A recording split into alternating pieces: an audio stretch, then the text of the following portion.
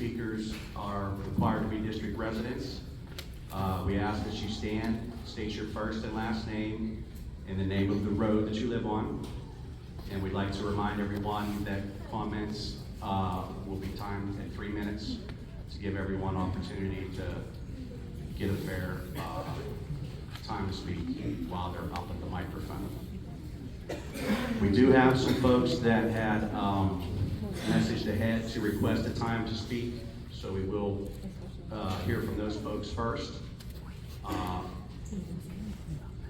First on our list tonight to hear from is Shane Checken. Good evening, everybody. My name is Shane Checken, and I live on Ridge Road. Introduce myself a little bit. I'm a 2004 graduate of Southside. I live in the district currently and have 2 children here and pay taxes here. And the sight of this room makes me proud to be here. This is why I stay here, why I want to raise my family here. First thing I want to do is state the record that in no way, shape, or form is this an attack on any gender, race, religion, or anyone's beliefs. It is strictly about school policy, law, and how it is implemented, and why our school is choosing to implement these policies. I have a lot of questions, so I'm going to read through this, and if we want to talk later, the questions can be addressed. Why, when the letter and memo went out to the teachers, did it have no letterhead, no name, and no signature? It seems to me as if someone is protecting themselves or knowingly doing wrong. There's no way that would have went out like that. We've all been in business before. Those don't get sent out official memos without titles and signatures on them and dates from who and when they were sent out. Who implemented the policy that was sent out to the teachers? Was it on advice of the solicitor? Was it talked about with the board? Was it one single person, or was it a cast of administrators and board members? I've been made aware that the school solicitor recommended the school form sexual, gender, and orientation groups in school and educate on this. I would like to ask if that is true. I was also told that this letter to teachers was drafted on the advice to administer from the solicitor. Was the board aware of this before it happened? Also, I want to make it very clear that I'm not an expert on law. I think everybody here knows I'm not a lawyer. I reached out to many school administrators, board members, superintendents, lawyers, and public officials, state representatives in our area. The one consistent answer I got from them when I asked, not for a lawyered up answer, I asked, is it law for teachers to call students by their preferred pronouns or anything they want? The direct answer from every single person was no. Absolutely not.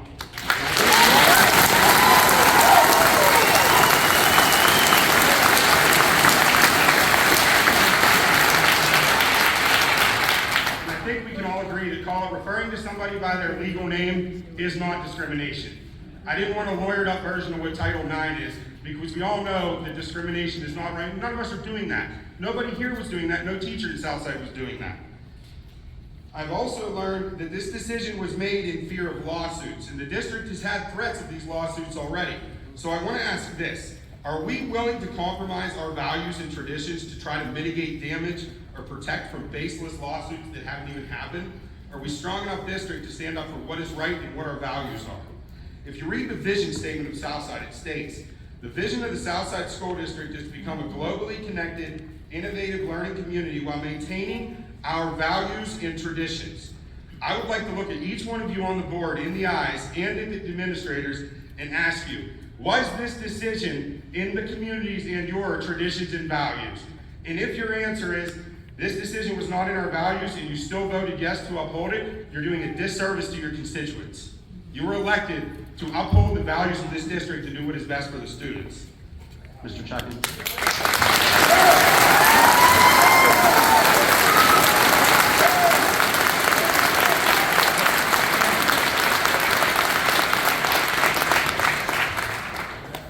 Yeah, I will take on this question. I have a lot more. I only got through.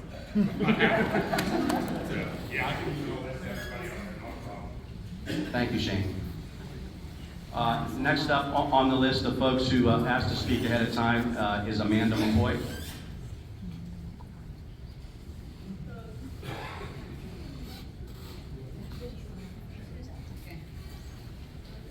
How many are there that are on the list? 3. Okay, maybe get them up here and wait their turn so we're not wasting all this time. Is she here? She's here? Okay. All right, I just didn't see. I'm sorry. Okay. All right. Next up is Danny Kelly.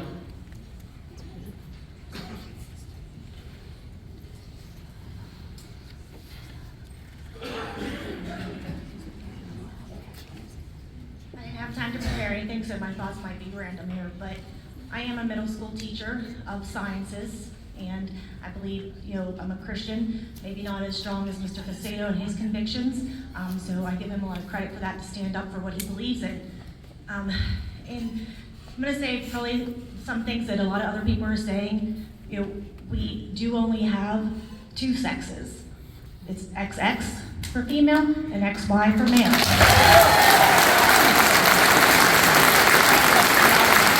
If Mr. Cusato teaches anything other than that, that's going against his biology degree, that is going against his teaching, you might as well change his curriculum.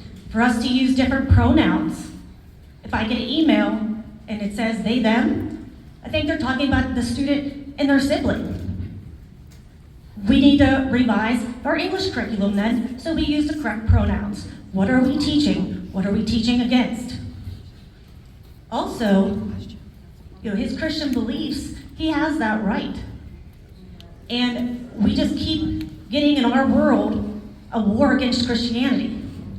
That's why Russia went after Ukraine. They're coming straight across. Who's next? America and our Christian beliefs. That was told by Ukrainian himself at our church. Also, we want to make all students feel comfortable. On a side note, if we have to make these students feel comfortable calling them he, she, when legally they're not changed their gender, gender isn't biological, gender is social learning. That is a social cultural thing, and we don't want to accept that social cultural thing here. That's right. We need to get to the root of the problem with our students. We're now talking about social emotional learning in our schools, and we're supposed to teach that. Yes, we want to care for our transgender students. It's not everything is black and white. Everybody wants black and white, and everybody is right or wrong or against or each other, and it's all getting divided. Where's the gray area? Where's the neutral area? Mr. Cusato loves all his students, but in his religious beliefs, he shouldn't have to call them what they're not. And maybe this is an identity crisis, especially in our middle schools. Our students are already going through identity crisis. So what do? Do we just keep saying, okay, yeah, you're right, your identity crisis is happening? Or do we get to the trauma? I hear so much about transgender students being the ones that want to commit suicide. Are they committing suicide because they're transgender and they're getting bullied? I think not. I think most of our transgender students are transgender because they have a bad upbringing in their home life. A lot of them were mentally abused, socially abused, physically abused, sexually abused. And then Time, Dan.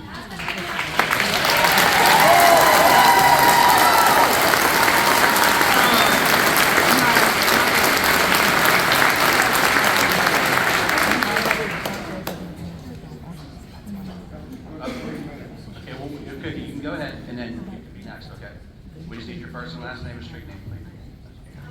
Jackman, Lekomsky Road. Let's neighbors stick together. Okay, so Justice Clarence Thomas said, you can be in the middle of a hurricane or you can be on a calm day. North is still north. You can be in a thunderstorm, north is still north. People can yell at you, north is still north. It doesn't change fundamental things, and in this business, right is still right even if you stand by yourself. My Uncle Darren is standing up for what is right, even though he is standing by himself. I am thoroughly embarrassed that Southside School District has taken this arbitrary stance in choosing to align with the 1%. I didn't move to Hookstown because it's convenient to live here. It is the most inconvenient place to live in this entire country. I moved here because I want my kids to go to the closest thing to a private school as they can with me paying them. Even though these students are making life-altering decisions that these students can only make, how are you as educators and parents even able to agree to this absurd behavior? Here is a list of questions that I will email to you that you need to answer as board members and administrators for every parent in this entire district based on this stance. Do you teach students that biological sex is binary? I'll email it to you. Do you use terms like sex assigned at birth, or teach students that doctors and parents assign or guess a baby's gender? Are students allowed to use any restroom or locker room they want if they say it aligns with their gender identity? Are sleeping arrangements on overnight field trips for students and staff determined by biological sex or gender identity? And if it's the latter, are parents notified of this when their children will be spending the night in the room with someone of the opposite sex? Are elementary school students being taught about gender and gender identity? If so, in what grades? Are students being asked to provide their pronouns by teachers, and if so, in what grades are they required to answer? Does a school or school district website provide resources to help minors access medical interventions, including puberty blockers, cross-sex hormones, or surgical breast or genitalia removal? Are breast binders provided to students, or does the school district provide them resources on how to obtain them? Are you prepared to answer these questions for every parent in this room?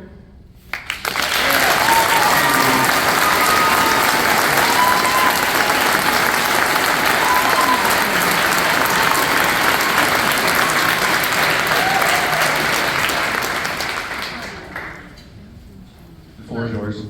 My name's Armetta Dank. I live on Tate Road. You received a letter from me earlier this week. In the letter, I was able to outline two facets of this issue. The first being the issue of the teacher, which is a private personnel issue, and the second being the safety of students. After speaking with my lawyer in the Educational Law Center, I believe that there's actually three issues, and I'll bring those to your attention. The first issue is a teacher cannot misgender, misuse, or refuse to use student pronouns without repercussions. That fact comes from the rights of LGBT, non-binary, non-gender conforming students as written through the Education Law Center. Discrimination against LGBTQ is illegal. That's the end of the statement. It's illegal. The U.S. Supreme Court and many federal courts have consistently affirmed that discrimination on the basis of sexual orientation, transgender status, gender identity, gender expression is unlawful discrimination based on the basis of sex. The Department of Education Office for Civil Rights has made it clear that they will enforce Title IX in the same way. Pennsylvania does not have a statute expressly prohibiting discrimination against LGBTQ people, but the Pennsylvania Human Relations Commission recognizes discrimination based on sexual orientation or gender identity expression as sex determination. You have a right to be out. You have a right to be out, open about your sexual orientation and the right to express your transition gender. Your school cannot tell you to be silent about your sexual orientation or punish you for wearing LGBTQ affirming clothing or accessories so long as you follow those dress rules. You have a right, transgender students have a right to be identified by their chosen name, their pronouns. Their school staff must use that name and pronoun for all interactions, written, digital, and verbal, except where required by law to use the child's legal name, i.e. the school official record. But on a daily roll call and display on a Google Classroom should use chosen name. Purposefully, persistently misgendering a student can be harassment and discrimination.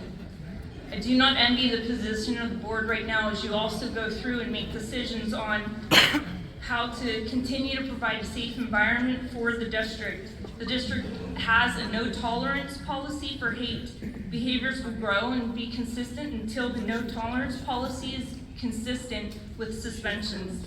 The district is responsible for verbal, written, and social media posts of students. Juveniles can face delinquency charges and criminal charges for things that they post, like, and send on Facebook or other social media platforms. The final issue is the reinstatement of the teacher, which I am in.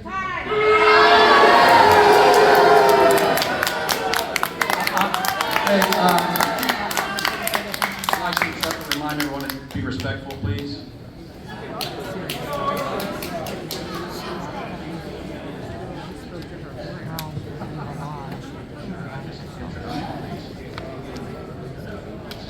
Just request an introduction, please, that's all. Hello, my name is Shannon Sherry. I live on Rybacking Drive. I have 4 kids, 3 who have graduated from Southside, and 1 who is currently School. I just want to say thank you to Meta. That was very brave for you to get up and express your opinion. I teach my kids 3 things. Care enough to have an opinion, don't be afraid to express it, and respect everyone else's opinion. That being said, I got involved in the school board because I was frustrated at the lack of communication. I learned that the job of the board is to set policy. It is the job of the administration to implement that policy. My right to know request was what email went out. Facebook's a little quicker, and it appeared on Facebook. It was a memorandum sent out, not on school letterhead, and not even signed. My question to the board, did you know is that policy? Mr. Stewart, I appreciate what you said about all the legalities and the laws and blah, blah. But what I want to know, it is the job of this board to set a policy on how it will adhere and comply with those laws. And that policy needs to be implemented by the administration. The administration should not be taking upon itself to send memorandums out.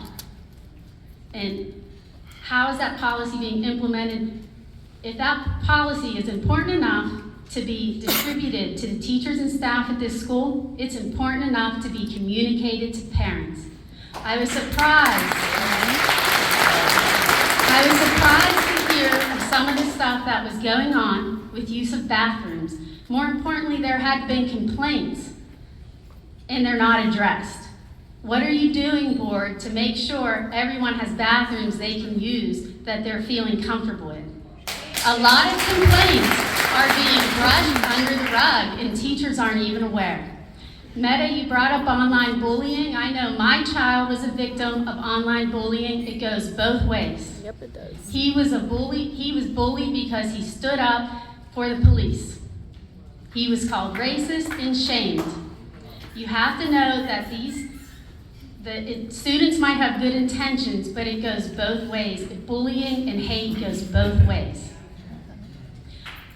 One of the most upsetting things I found from my students that graduated was how they said, wow, Mom, this teacher pushed their liberal values, but we never told you because we knew you'd get upset and go up to the school.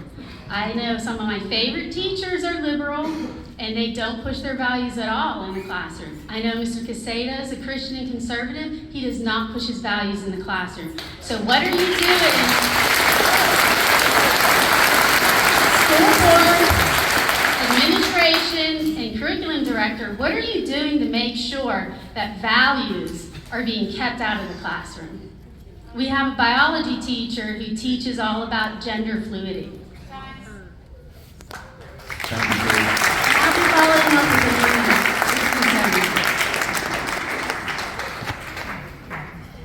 the Sharon Ashcroft, Schaefer Road. I am standing up here tonight to ask you to separate these two things, the very divisive but trendy topic of pronouns and the precedent that you are setting, which is that teachers need to modify their engagement of students based on how that student feels and what their preference is. We need to keep these two things separate. So let me give you a non-pronoun example. Let's say that I'm a mother from Guatemala and I've arrived here and I want to enroll my daughter at Southside High School. When I walk into the administration building, I say, I am fiercely proud of being Guatemalan. It's part of my cultural identity. Indeed, my daughter feels so strongly about this that she would like all of the teachers to teach her in Spanish. And we'd like to hang Guatemalan flags in every classroom so that she feels comfortable. The response of the administration should not be to enroll the 9th grade team in Spanish lessons. The response should be, ma'am, I am so pleased that your daughter is so fiercely proud of her culture. She will have many opportunities to express herself at Southside. She can wear her native dress, as long as it's within the dress code. She can wear her hair however she chooses. She can start a Guatemalan awareness club to promote her culture outside of school hours. But we will not be teaching her in Spanish, nor will we be hanging Guatemalan flags, because, and this is the most important point, our ability as a district to teach the children is separate from how these children feel on a daily basis. Her identity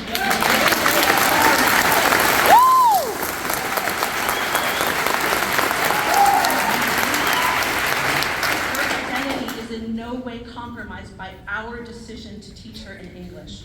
I don't know what happened last week, but I know that my son has missed 4 days of integrated science.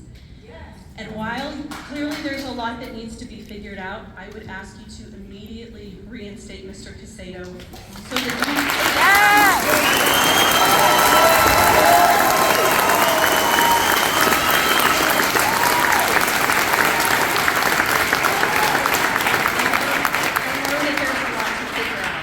But please let learning continue. Learning needs to continue while you are figuring this out. And it's pronouns today, but it's going to be something else tomorrow. That mother from Guatemala, she's coming. And behind her is a girl who wants to wear a bra and a transparent shirt because she's a woman and she feels comfortable and she wants to assert her feminine side. And that's not okay. And the boy who's behind her, who's wearing an Optimus Prime costume and beeping in class because he happens to feel like a robot. Where does it stop? We need to set a precedent.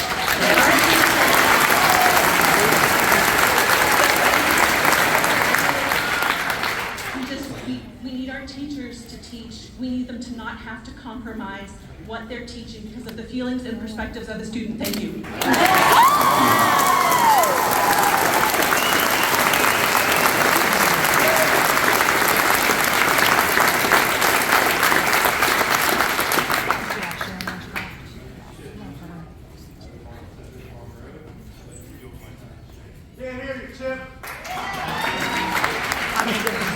Chip, I appreciate it. Questions I want to ask that I want to put directly on the record here is I want to know the correct answer. Why is Darren forced to use pronouns? And how should a teacher handle a student that wants to identify as a non-human? So what I'm saying is if the student comes into class and says, I want to be a table for today, how is the teacher supposed to address that student? Do they have to change this all the time when that identity changes? I'm honestly unaware, and I'd like to ask that question and get that answer when time allows.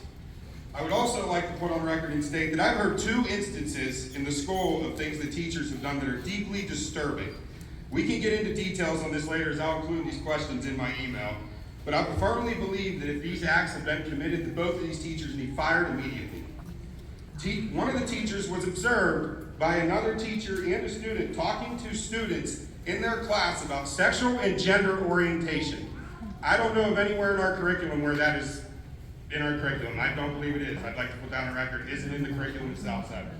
Also, it has been told, and I'd like to say I don't know that these are 100% true, but this is the information coming from the student body and other teachers who wanted to remain anonymous.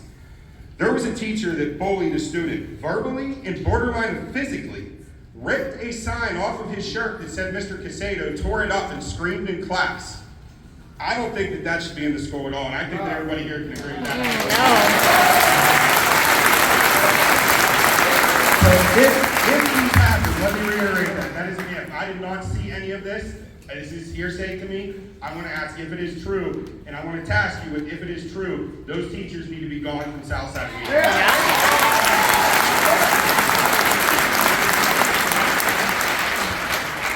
I also want to ask the question, when earlier we were talking about gender identity and referring and this and that, and I think that what was read earlier was something of we can't refer along the lines of gender identity. Right there on that board, it said boys and girls basketball. It didn't say anything else but boys and girls basketball. We're kids.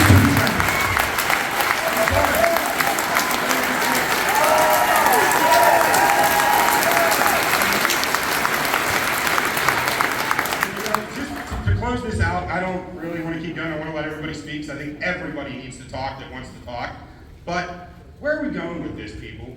These people have to teach. Their job is hard enough to teach. I couldn't go into my job every day if somebody else told me I had to call them a different name. I'm not doing it. I'm doing the same thing Mr. Cusato did. I can promise you that. And I think everybody in this room would. And I think all of you would as well. So that's what I want to task you with. Step up to the challenge and do what's right. Because I do not mean this in a threatening way, because if what is right is not done, we will run for the board and we will make changes in Southside.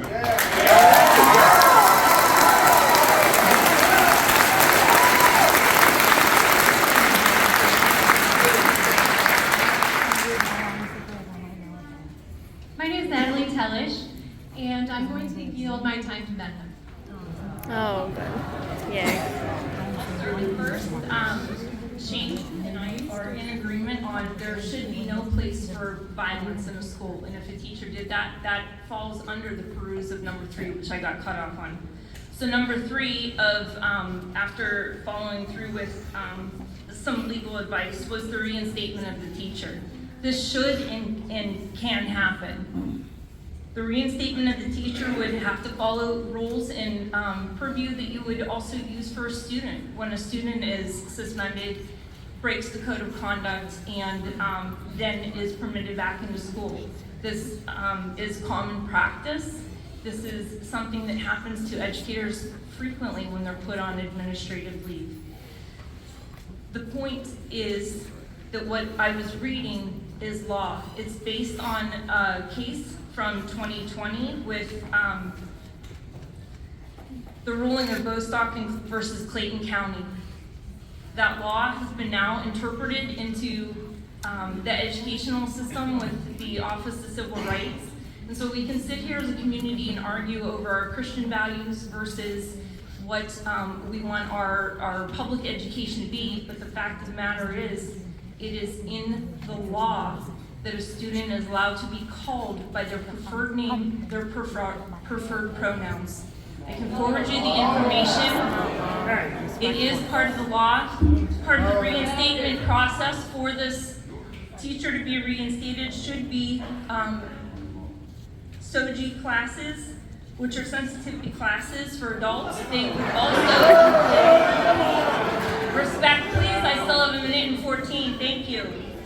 It would also include a high level of education for teachers, staff, and students, particularly the legal ramifications, as mentioned before, with the social media and the different acts that have been reported with students, either in writing, either pushing and shoving in the hall, with students ripping up their papers and their aggressions towards each other. All of that needs to fall into an educational standpoint of how we behave and not behave. What's acceptable, what falls under the premise of discrimination, what becomes harassment, what becomes sexual discrimination based on a student's identity and gender. I also asked you to look through with the code of conduct. The teachers, all teachers are bound by a code of conduct. And I hope that you were able to look through the code of professional practices and the different steps that all of us are bound and maintain to provide our professionalism, never to harm a student, to also to exert reasonable effort to protect them from harm.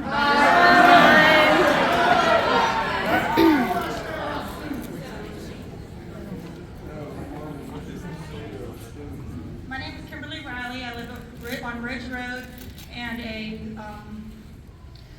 my father and his siblings graduated from here. I graduated from here. My daughter graduated from here. And I would be so delighted if my grandkids one day would graduate from here, because I've been so proud of this school. And these people show us why this school is so wonderful. But what you are doing is not what our school is about. I have one thing to say: facts. Okay, I'm a Christian, but the Christian beliefs doesn't have nothing to do. It's facts. Biology, anatomy. He's teaching anatomy, which is you have certain parts you're a female, male parts you're a male. And whatever's on your birth certificate, and you register for school, is what you go by. That's it. Facts. Not opinions, but what other people have been called is called facts. And that's what the school's supposed to teach us. Thank you.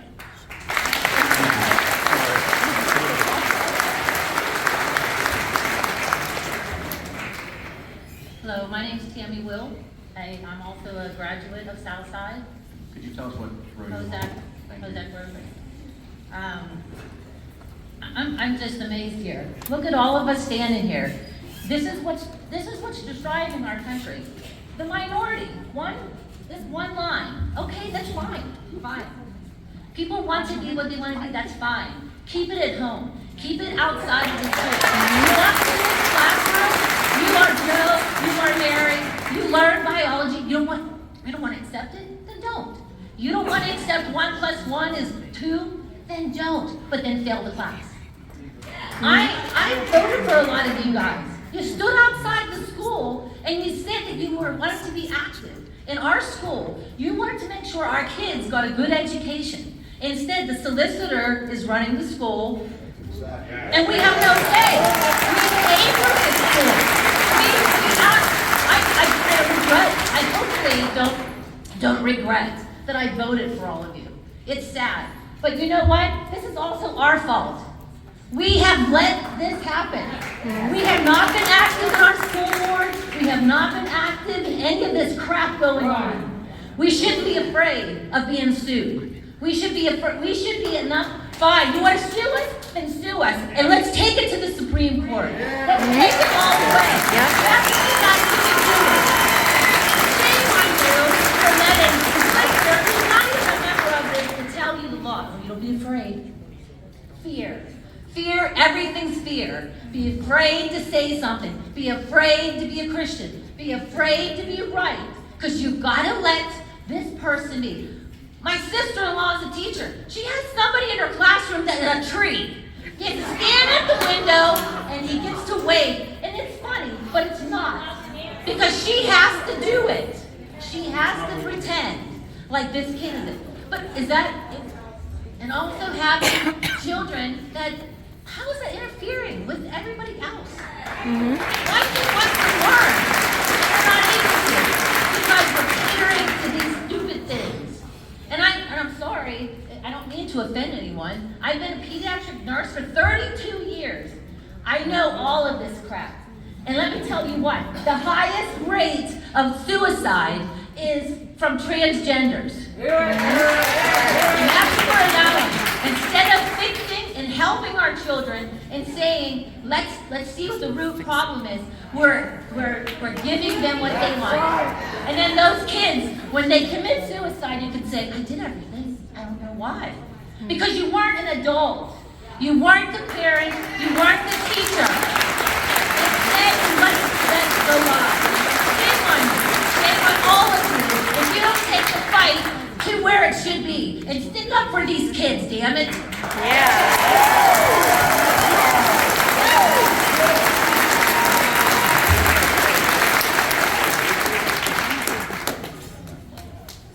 All right. I'm Don Colola. I'm from Weber Road. I don't have anything really prepared, obviously, but I kind of just want to expand on what a couple of people have said. The bigger picture is this shouldn't even be an issue with children. This shouldn't even be something that is happening. Like, it's these middle school kids. When I was 11, 12, 13 years old, I wasn't worried about being a girl or a tree. I was probably worried about GTA 5, okay? And what Mr. Cusato is trying to do is lead them in the right direction, away from all this, what we're living in now, what these kids think that they want to be, or I don't even know. I don't know how to explain it, but like I said, this shouldn't even be an issue with these young children. And it's just, it's just really hard to see because Mr. Cusato has been an integral part of my high school career, my football career, and it's just why are we punishing someone for standing up for what they believe in?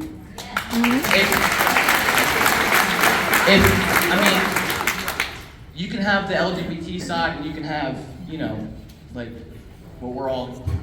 what we all agree on. I think everyone should be able to express that, and with him being on administrative leave, that's just not the case. And it's not a thing about hate or discrimination or anything like that, or even violence.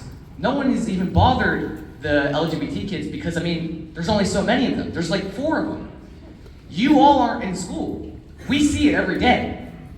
This is such a small minority causing such a huge issue, and it's just, I don't get it. But no, really, the only act of violence I've seen, or discrimination, is Miss Stonebreaker ripping the piece of paper off that kid's shirt.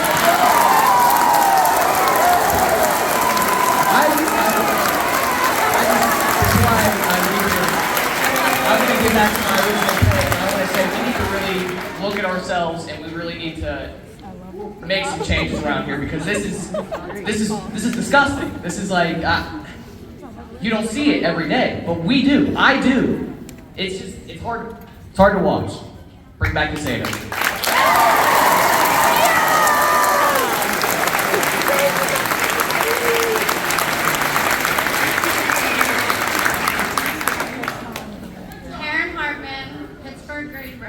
I've had 3 children in this school district. One graduated, or left and graduated because she wanted to graduate early, and one is still in middle school. I am a teacher of young children. I do not understand exactly what this child just said. Executive function, which we all should know as teachers, is not till you are 24 to 27 years old. So how in the hell are these children making these decisions about their life in middle school, high school, anything? And really, that's all I have to say because all of us are taught. I have to go to developmental classes all the time about the brain, what it works, how it learns, how we do all this stuff.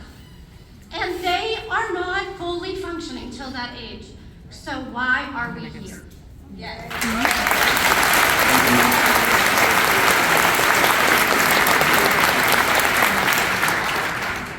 Next up. Hi guys, Christy Gibson, Old Mill Creek Road. So I have 3 LGBTQ kids in my immediate family. 2 are now in college and they are brilliant and kind and they are the least confused people that I have ever met. One is still in school here with my daughter and had to be pulled out Friday afternoon after listening to homophobic slurs and threats on the bus.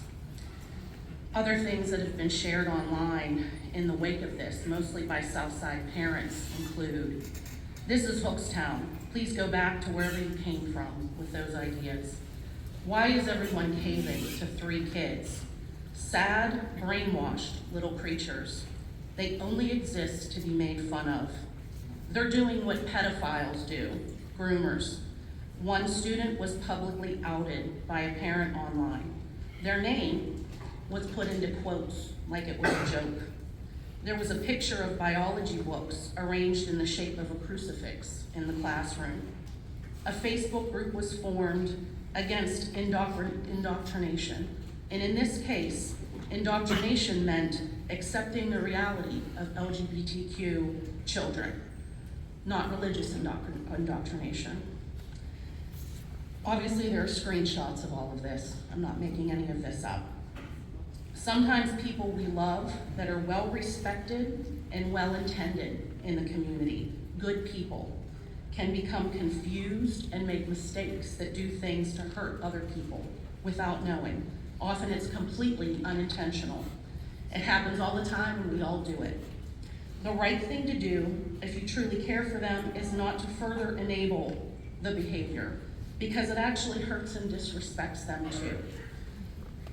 I'm asking that you and the school leaders reach out and talk to LGBTQ people, adults, and you find a way to support your GSA, which is a critical lifeline to kids in this school who are bullied, ostracized, and scared. We've just seen how wonderful it feels to have the community rally around you and embrace you. These kids are the most vulnerable among us, and they need the community to rally around them. They're not just uncomfortable, it's a life and death situation for them. I have 3 of them in my immediate family, a niece, a nephew, and a stepson. They shouldn't be subjected to that. This is a public school, These folks can only do so much, they're bound by the law. I hope that you do listen to the solicitor so that we don't put the school in legal liability. Thank you. Thank you. Next up over here. Hi, Mike Brown, Ski Road. Contrary to what you guys believe, I wasn't going to talk tonight. But I do have some things to say. Like Mrs. Gibson, I do also have, in my immediate family, my daughter is married to another lady. okay? But I am not going to put my daughter's rights above anybody else's rights, okay? My daughter can live the life she wants. I love my daughter. I do not agree with her lifestyle, but I love my daughter. I don't normally share that, but I feel that it's important that people know that. I don't think everybody's here has been talking about students' rights and that. We need to also talk about Mr. Cusato's rights. Mr. Cusato has the right to feel the way he feels, just like every single student in this school does. Okay? He should not be ostracized or criticized or stifled because of his beliefs. Just like none of these students should be. Okay? Everybody should be on an equal playing field. And I know for a fact that there is an amicable resolve to this situation. Okay? We have to get there. It's not a conservative view, it's not a liberal view, it's somewhere in between. And we have to get there. Because not only are the students' rights being violated, but Mr. Cusato's rights are being violated, in my opinion. Okay? We need to protect all people in this school. Not only the students. Every single one of you up here has to protect every single one of us out here. Okay? It's not just the students. I know our business is to teach the students, but we also can teach them by protecting the adults too. Thank you. I want to remind everyone that the comment, looks like we have about 18 minutes, 19 minutes left. I would like to hear from everybody, but I don't think it's going to be possible time-wise. So add more time. Add more time. Quit stalling. Quiet guys, so we can talk. We interrupt, nobody's gonna be able to talk. Let people talk. That's 19 minutes hearing what you got to say. you're up next. Luke McCarroll, and I live on Route 18. I have something I prepared to read. Before I do, I want to comment on something we just said. Homosexuals, transvestites, etc., we should be gathering around them and supporting them. Not what they do, but as human beings struggling in life, we should be doing that. Bullying should not be accepted.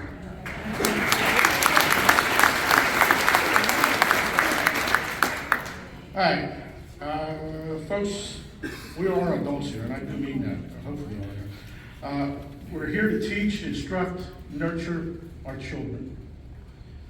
The Bible says, raise up a child in the way of the Lord, and he will not depart far from it. Okay, as any of it, okay, we'll just skip that. What I want to say, and it's already been said, most of the homosexual, LBG, FYZ, whatever it is, most of that is people just looking for attention. Children growing up struggle with identity. I don't care who you are.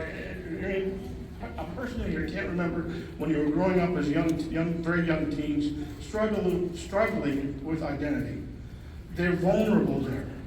Okay, that's where we as Christian adults, and I'm not a Christian. I'm sorry. I'm not sorry for that. But we as Christians and the whole general population, we should be supporting those children, nurturing them, guiding them, not telling them that a human can be a tree or men can go and boys, men, forgive me. It's been a long time since Mr. Kerr's public speaking. Oh, I forgot to mention, class of 69. We shouldn't be telling them it's okay to be queer, or I'm sorry, I shouldn't use that word, although they refer to themselves as that. We shouldn't be telling them it's okay, because it's not. It's not normal. Someone mentioned the suicide, and they're absolutely correct. The suicide rate among that population is high. It's because they can't scratch the itch that they're looking for. You let them be what they want to be, and they still aren't happy. It doesn't work. So instead of us telling them, hey, you're okay, that's the coward's way out. We should be, I don't hate them. I don't. we've got to find a way of getting to them, explaining it and working with them so that they understand that men are men and girls are girls and boys are boys. That's all I gotta say. I skipped all this anyway. I would have never made it anyhow. But I appreciate your time for hearing this. I pray for you guys, I do. I kind of question your solicitor. I'd struggle with another personally. But we've got to get through this somehow. We have to find a solution that's amicable for everybody. We're going to solve the problem. We're not going to solve the problem of homosexuality today. But we've got to find a way to leave you all together. Thank you.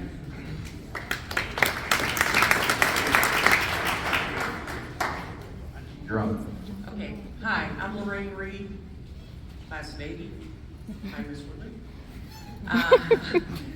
Route 168. My son's gay, and you guys are thinking, oh, she's gonna go for them.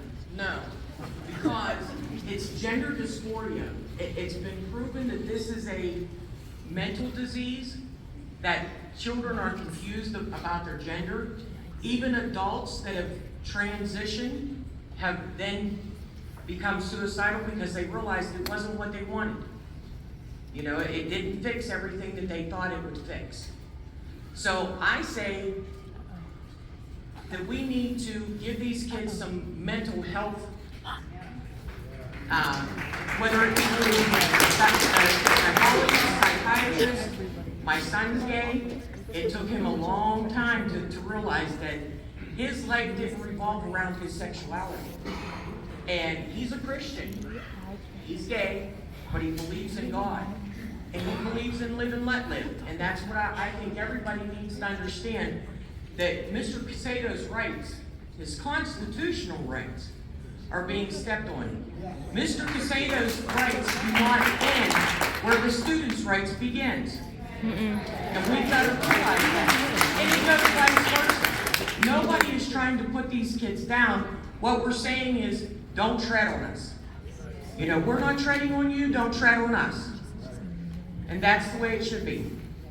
Thanks for your time.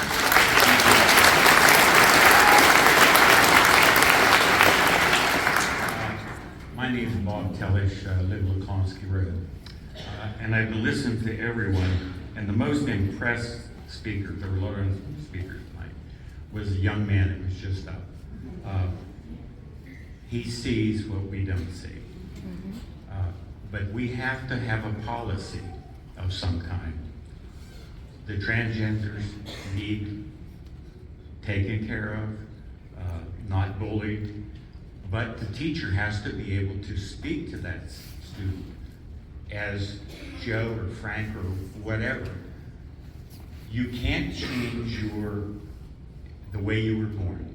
If you were born a boy, you're a boy. If you're born a girl, you're a girl.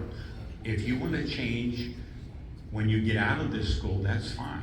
And you shouldn't be bullied while you're here. If you want to feel that you're that way, that's fine. You should have counseling or whatever they need. That's not a problem. But we have to use a pronoun. It'll be out of control. And going from a business aspect, we can't afford it. Ever. This country can't afford it. If you go, I'm not talking about the transgenders now, I'm talking about a kid that wants to be a tree.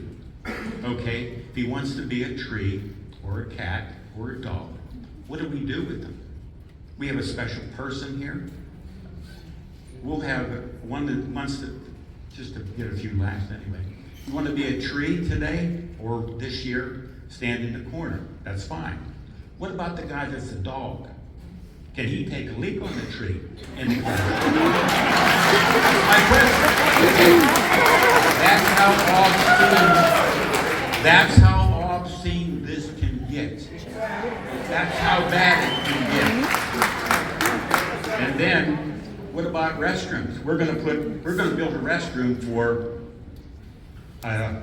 transgender or whatever you are today, or are you a tree.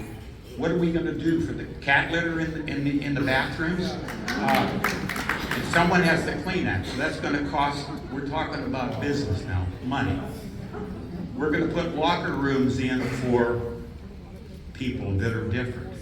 People that I want to identify as a girl today, or the best example, every 15-year-old boy wants to identify as a girl when he goes in. Okay? Long time ago, I had those thoughts. But you have to set a policy that we can live with. The policy has to also, with the silver solicitor's over there, what if you come, another school comes here? Are we going to let ball players play? I'm a boy today. Okay.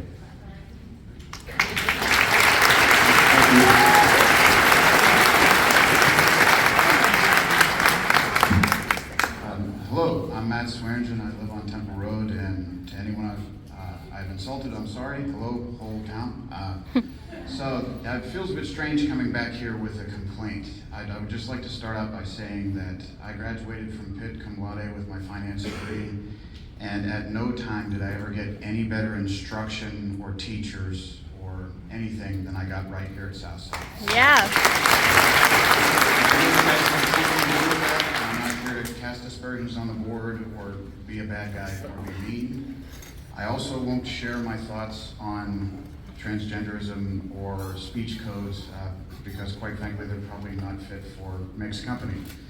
Now, I would like to point out that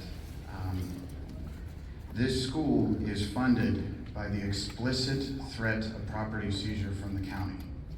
And most of you in here are probably property tax payers, right? Whether you want to be or not, if you want your home, you pay your taxes, right? So, in my opinion, or in the opinions of all taxpayers probably, we would expect that the school district defers to taxpayers in all matters, right? Or at least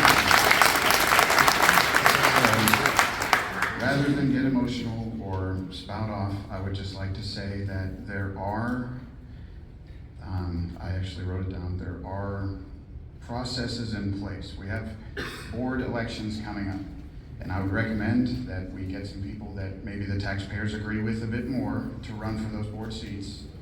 But the entire board is not coming up for election. So also, if there are any questions that we feel aren't being answered, PA does have a right to know law, and the Agency for Open Records has an officer at every government facility. And at this facility, it is Alan Fritz, right? So go to the Office of Open Records, get yourself a form, mail it, certified mail to Alan Fritz. He has 5 days to respond, or 30 days if he applies for an extension, and he must respond, right? You can't ask about anything having to do with personnel or students or privately identifiable information. But if you have any questions and they're not answered, there is a pathway to get that done. And then also, if the board elections do not sufficiently bring the school in line with what you taxpayers think it should do, Pennsylvania has the 1949 Act 14, and it has only been used 5 times in state history to remove board members. It just happened in March of 2022 for a bunch of parents that disagreed with continuing mask mandates. They removed 5 board members in Westchester County. So I understand it's a very contentious issue, but we do have policies and procedures and law in place to remedy it if you're not placated by the next set of elections. And that's 1 second. Thank you guys.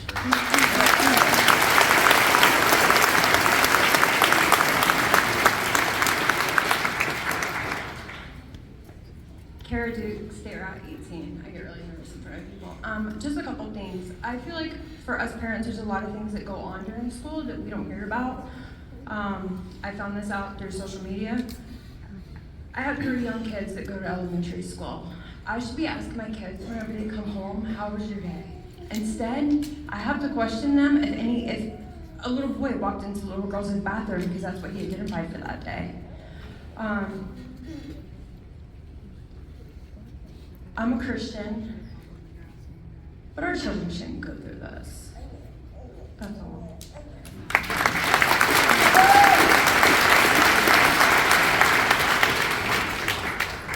Hi, most of you know me as Sally Kane, but I guess I should say my name is Sarah Kane because that's my legal name.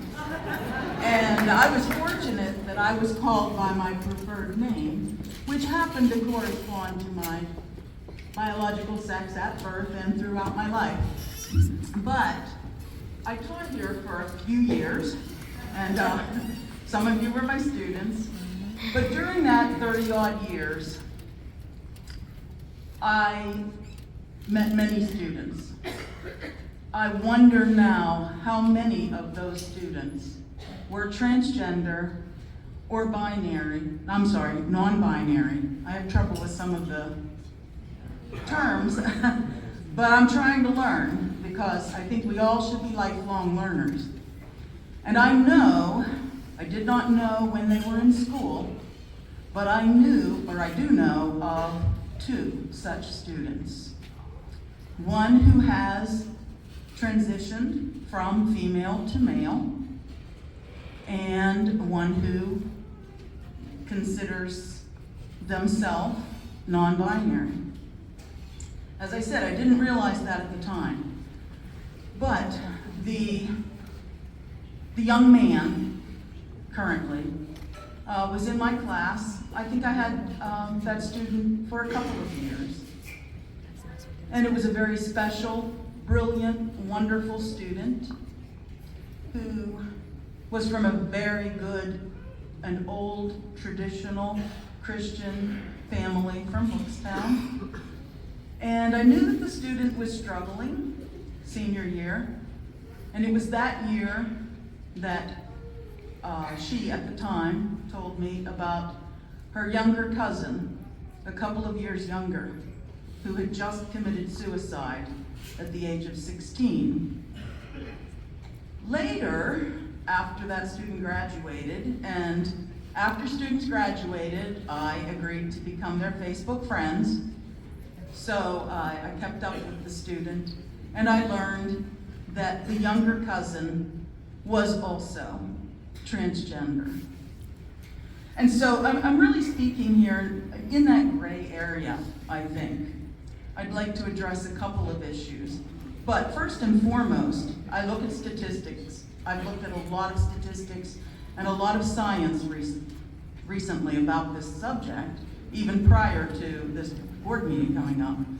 And I know statistically, I had dozens of transgender students in my class. And I wonder how many of them I hurt. While I was agreeing to call Samantha Sam because she chose to be called by that shortened name, did I refuse to call a student by a name that I felt was the wrong gender? I honestly can't remember, but I can't swear that I didn't. And I certainly hope that I didn't.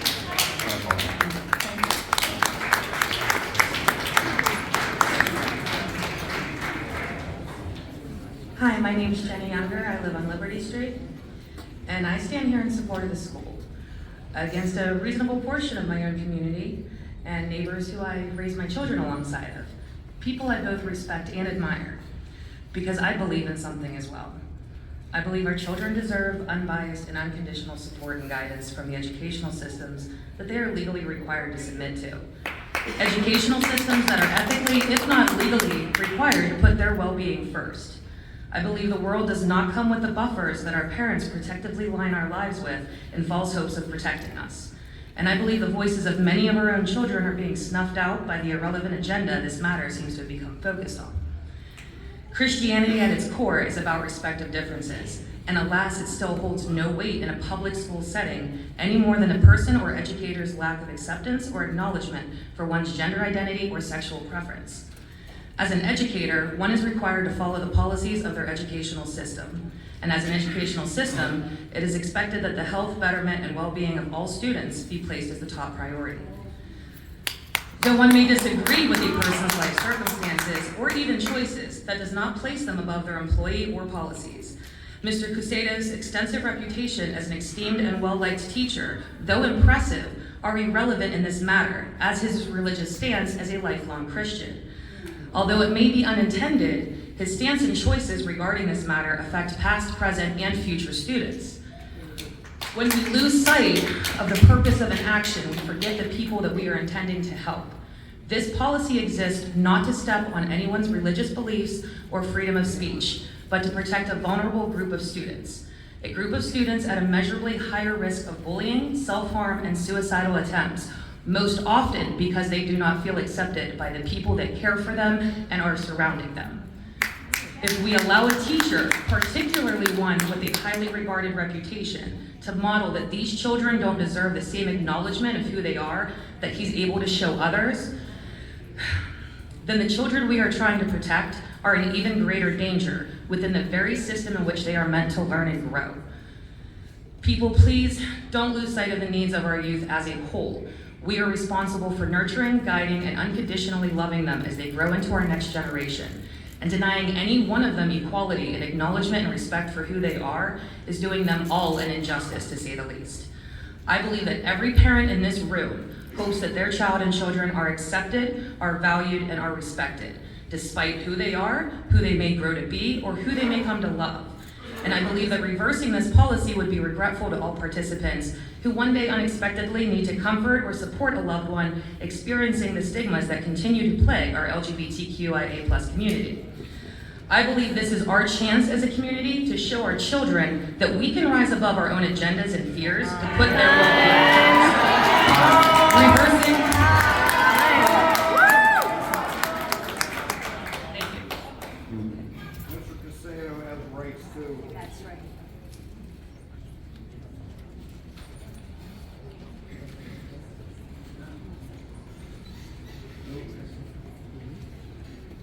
You're up, please. Good evening, I'm Barb Marnell. Are we allowed to talk about something, not that this, Mr. Casato's job is not important, but I have something else I'd like to speak about. Is that acceptable? Sure. Wonderful. So on Friday morning, I got a call letting me know that there was a sexual assault issue in a 4th grade class, my daughter's 4th grade class. There was a young man in 4th grade who assaulted another young lady on the playground during recess. I talked to Mr. J, it was his last morning, and he assured me that this young man was being watched to the T. He didn't have any free time. He has somebody who's following him through the lunch line. They're sitting in the cafeteria together. He doesn't have recess. I was told that they would be walking around the hall or playing ball in the gym, which is great for the moment, but it doesn't make me feel good. I was told that there was a couple other little girls that were involved in this, so were those separate? Were those together? Were they all in it together? Is this child's first offense, and why is he back in my child's classroom? I then spoke with Mr. Fritz, who told me pretty much just the same thing, and then advised me to write an email to the board, which I did, and asked to speak to everybody, but here I am. So I would actually like some answers while I'm standing up here, because I really feel like I've gotten the runaround after talking to Mr. Fritz on Friday. Then I called the state police and I talked to the investigator that was on that whole case. He didn't call me back till Monday.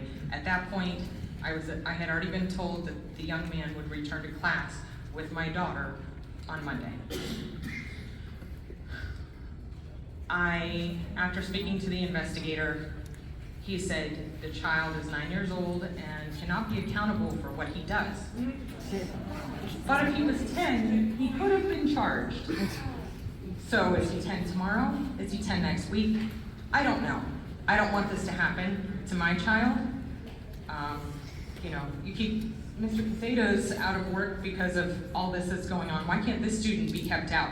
Well, he's being kicked out.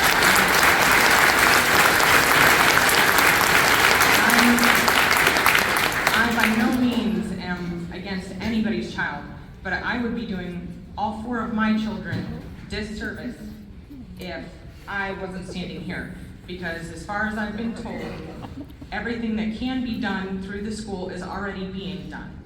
And then I was told that there's still an investigation going on. After speaking with the police officer, he said that the investigation is done. There's nothing more that the state police can do. So I was advised to come to the board.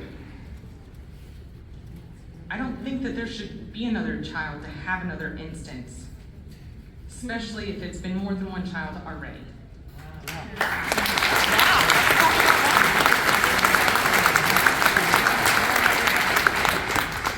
I think that is that time? What is our school board doing? Yeah. What's the answer?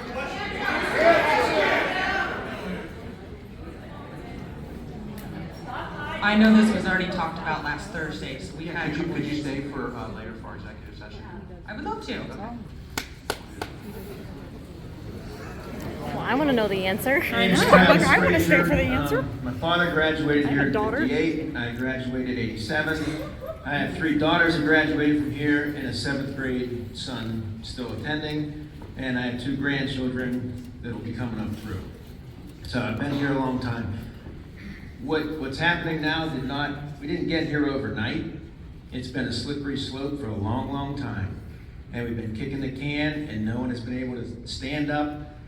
And 30 years later, things that never was even talked about, let alone happened, now it's here. And we're not insulated from it like we used to be. I grew up at a time when parents had courage and wisdom. I know if I would have came home and said, "Mom, I think I'm a tree," she would have walked me out in the middle of the woods. Said, "You want to be a tree? You be a tree." And then when it got dark and it got cold, I would have knocked on the door and she'd say, "Son, did you figure it out?" So it might sound harsh, but that's what I had growing up. And I think some of that has been lost and some of that's on us. So I may offend everyone in the building tonight, but just listen to what I'm trying to say. When I attended school here, one of our favorite teachers in high school was gay. The best part was nobody cared. Yep. She was a great teacher. Okay?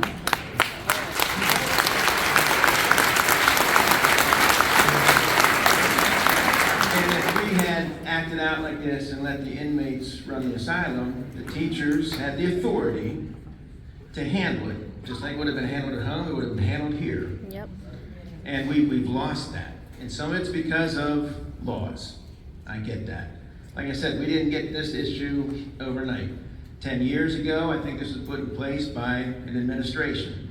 They kind of tucked it in under Title IX, which everyone thought was great for girls' sports. But somehow this got in. And now this current administration has elevated it even more.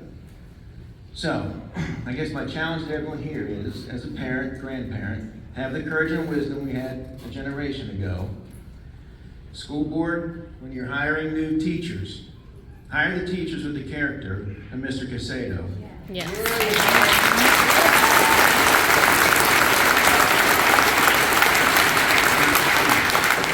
I think it's well known, again, when I went to school, another good thing is we didn't know what any teacher's affiliation was politically. It did not matter. They were there to teach us and educate us. They were educators. That's been changed, okay? How do we get back to that? So I challenge you as board members, hire the teachers that have that character and integrity to be an educator, not someone who's going to indoctrinate on politics. We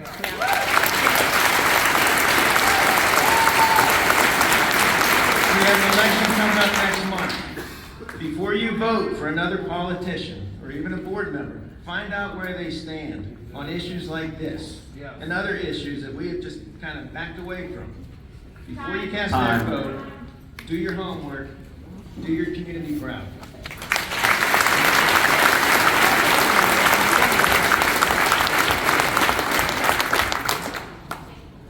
My name is Melissa Martin. I have 2 daughters in this school, one in 9th, one in 11th.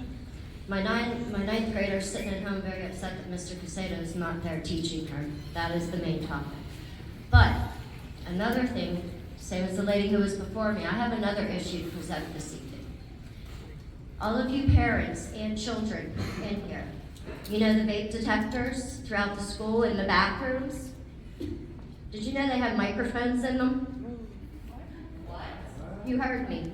There are microphones in the vape detectors in the bathroom. How I know this? Monday, My daughters both called me at the same time, freaking out. I'm like, what is going on? They were in the bathroom together, just talking, ranting about their day. My youngest daughter jokingly goes, oh, I'm just gonna kill myself. Next thing they know, an alarm starts going off. Teachers show up at the door. They're told they have to wait for Chief Cable to tell them if they're safe to leave or if they have to have someone else come in and take them somewhere. Then, whenever I address it, I'm told by Mr. Tumulty that there are 5 key words that you can say that will make it go off. Why is there a microphone in the bathroom? Why? And why weren't we told, about the 5 key words? Talk about pedophile, pervert, and grooming? Right here. I have an email from the Halo Vape Detection Company saying, yes, there are microphones. Now, my daughters, I told them to go into the bathroom, do the say words, bang the doors, because he said they also did it so nobody was in there getting beat up. My daughters go in, start saying key words, nothing happens. Start slamming the doors, nothing happens. What'd you do? Disconnect it because now you got found out? Pay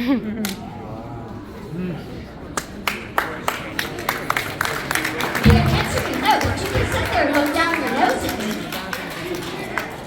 Sure you are. Y'all have a great evening. Now the rest, oh, you can stare at me too. You don't like me either, and I really don't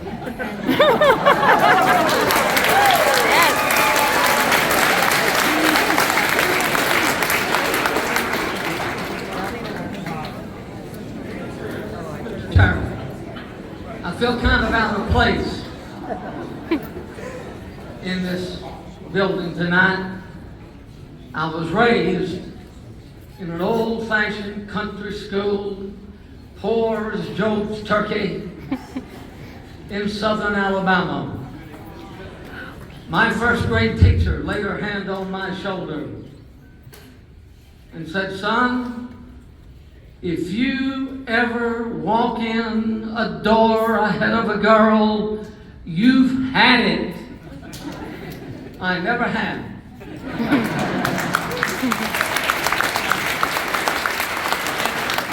I mean, to this night, coming in, some lady tried to get me to come in front of her. I said, ma'am, you're destroying my culture.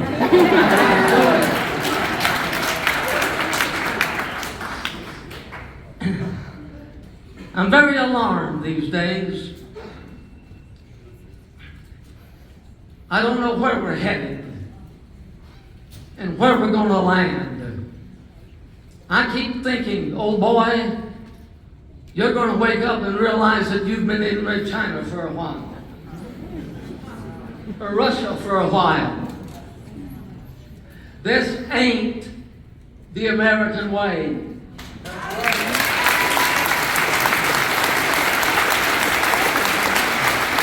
This is not what it's all about.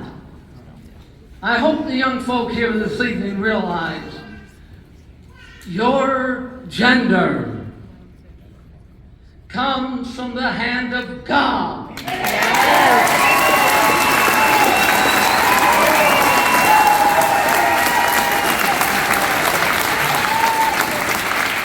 Trust with him.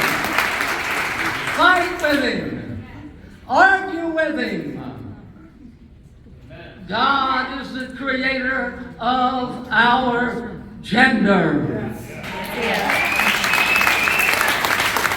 We're tampering with something that is against God. Yep.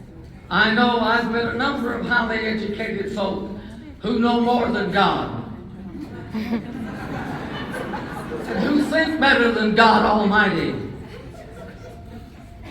And if they ever write a book, and most of them do, it'll be better than the Bible. I beg to disagree. May the Lord of heaven help us. Yes. Common sense ruled in my grade school. Where's common sense in the school today? It is not. My daddy said, son, our clan, oh, I never gave my name and where I live. Paul Trees from Pleasantville.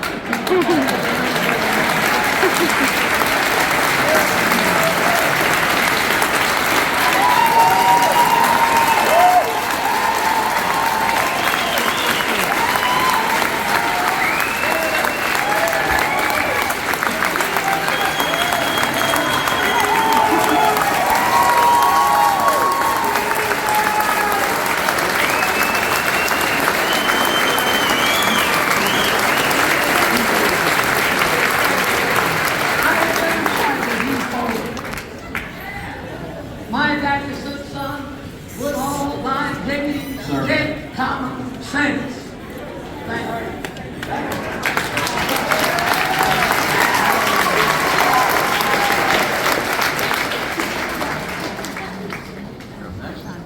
My name is Melanie Burrell. I live on 2nd Street in Georgetown. I graduated from Southside 25 years ago. I was one of Mr. Casato's very first students. And I can tell you that no teacher in the school ever made me feel more supported, respected, or acknowledged in all of my educational years. I think that everyone here can agree that if any of us have ever experienced an issue or a problem, he's the first teacher here that I would have turned to talk to have comfort from, or to discuss any issue. I support him, and I feel that all of you should take a very long, hard look at all of the support that he has here, because there are a lot of his current students, former students, parents of students, grandparents of students, and I guarantee that every one of us has come home at some point in time and told them what an amazing person he is, and we all need to respect that.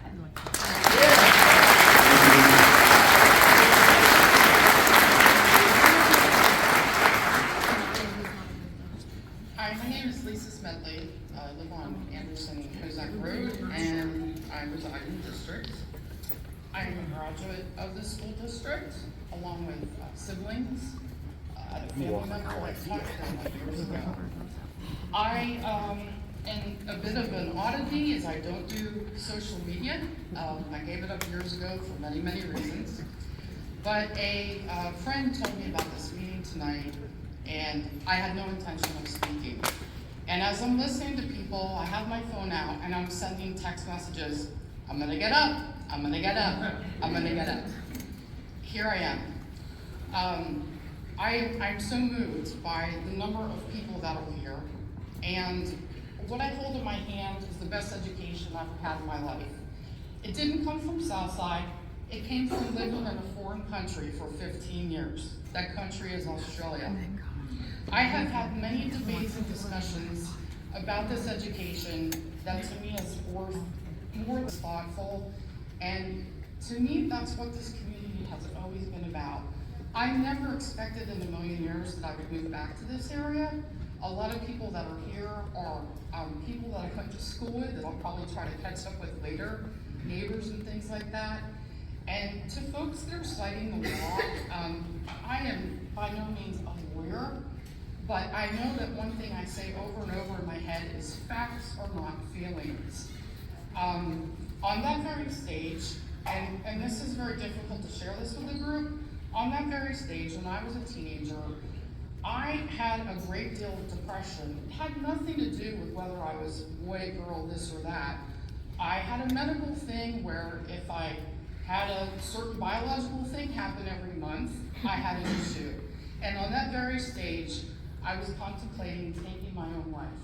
So if anyone said to me that I would be here all these years later, I would laugh in their face.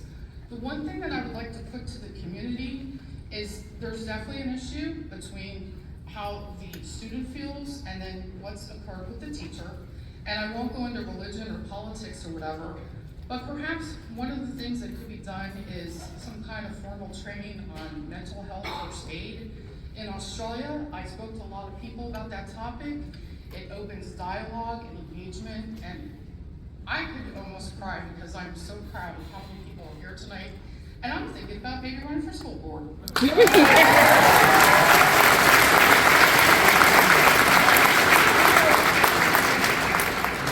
Hi, my name's, I'm sitting here listening, and I think we got off the road and into the weeds. This whole issue is supposed to be addressing students with the pronoun that they want to be. I don't know where all this other, and everybody has a right to their opinion, but we are given names. We have a birth certificate. We should be using common sense. If the child and their parents strongly agree with something else that they want called, get a name change. That's a simple policy the school could put in place, save the school board's money. I want my taxpayer money to go to teaching, not to be given to some attorney to tell you that you have to do something.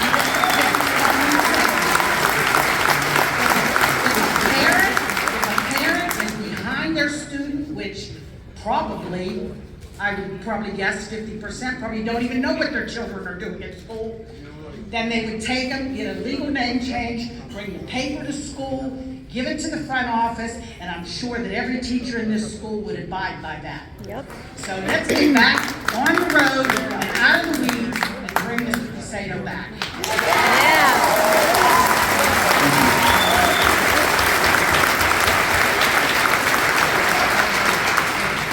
My name is Morgan Miller. I'm a 2010 graduate of Southside High School, and I live on Georgetown Road. I just want to start by saying I heard somebody say earlier that like Mr. Cusato's role in this doesn't matter. It does, because I can proudly say I'm standing up here as a proud healthcare worker in scrubs strictly because of that man teaching me anatomy and physiology. Thank you! I really help people every day because of him. I just have to say that. I have a 2.5-year-old daughter that I've stayed in Homestown all these years because I wanted my kids to go to this school, and just to just simplify, because I could word vomit up here forever. It is my job as her parent to teach her about the things that we're talking about. It is Mr. Cusato's job to teach her about science. That's it. That is how I feel, and I will never change that. One issue that I want to address that it plays a role into this, and any woman who has ever gone to a school or has graduated from this school specifically, when I was in this school, I was sent home before for having my shorts being too short because it was too distracting for the boys.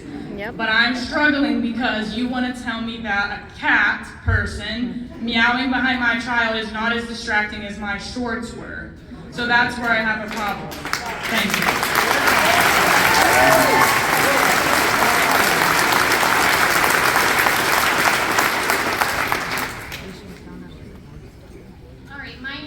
I live on White Hill Road. I wrote my questions down because I knew there was going to be a lot of people here, so if you could just address them and email me back.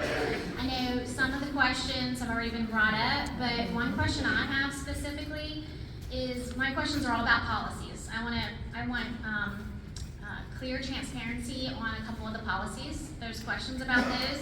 One policy I have a question about is what is the Southside School District's written policy on high school students entering middle school hallways during school hours. And I'm sure that that policy is in effect, and I want to know what course of action the school board will be taken if high school students are entering middle school classrooms and hallways during school hours, specifically talking about this situation this past week and while middle school students were in the classroom. I want to know what the school board is going to do about that. Thank you. Thank you. You're up. Matthew Floyd, Route 18. Keep it real short. I just want to branch off of other subjects that we talked about. One being, where does this end? You have students that are identifying as cats and everything. What if you have an 8th grader that decides they want to identify as a senior that just graduated? What do you do about that? The second topic is about these kids that feel uncomfortable in these situations, these transgender kids that are uncomfortable around everybody else. How do you think these girls in middle school and high school, how uncomfortable do you think they feel when a boy that identifies as a girl goes into the locker room with them? Yep.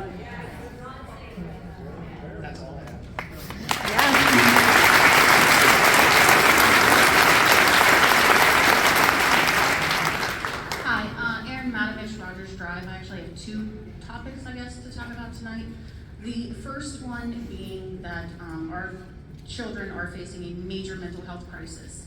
And I feel that we are failing them. And instead of addressing this, we are taking away the one man that truly loves all of the children.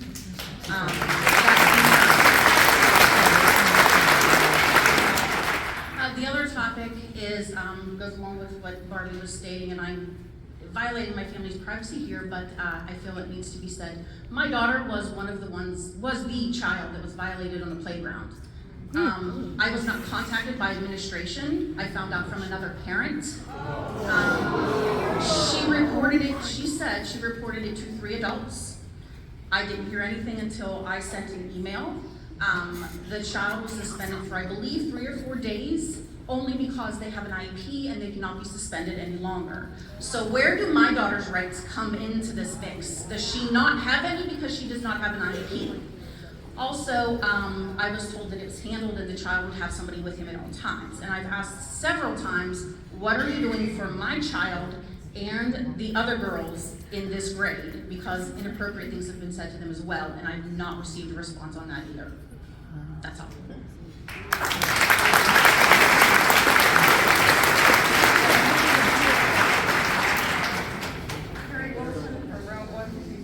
I graduated from here in 1993, born and raised. There's so much to say for this little country school, and I'm really disappointed to say I'm from here and I send my kids here. I'd like to thank everyone in this room for coming, because I've been in meetings in the past with 5 or less people attending, and I can't do it alone. So I'm asking you to please keep them held to the fire, keep coming. These transgender flyers and flags that I keep hearing about, how can they be up and they would have to be approved by someone sitting in this room?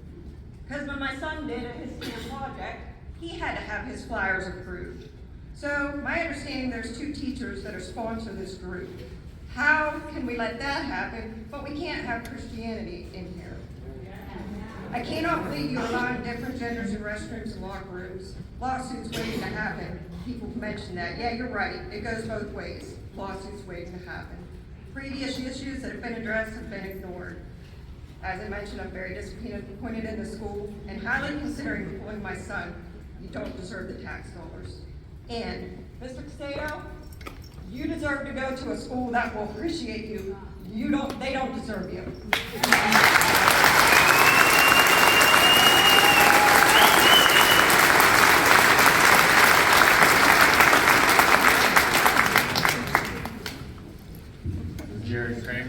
Flat Road. Sadly, this is not the first time from the board. I was here 4 years ago for my daughter. We have had a registered sex offender that would have to drive through her bus stop. The bus stop is a quarter of a mile from my house. My kids cannot go all the way to that bus stop and then have to deal with that. Yet when I built the house, the bus went past my house. They said, no, the bus no longer goes that way, so you're gonna have to send your kids up the road.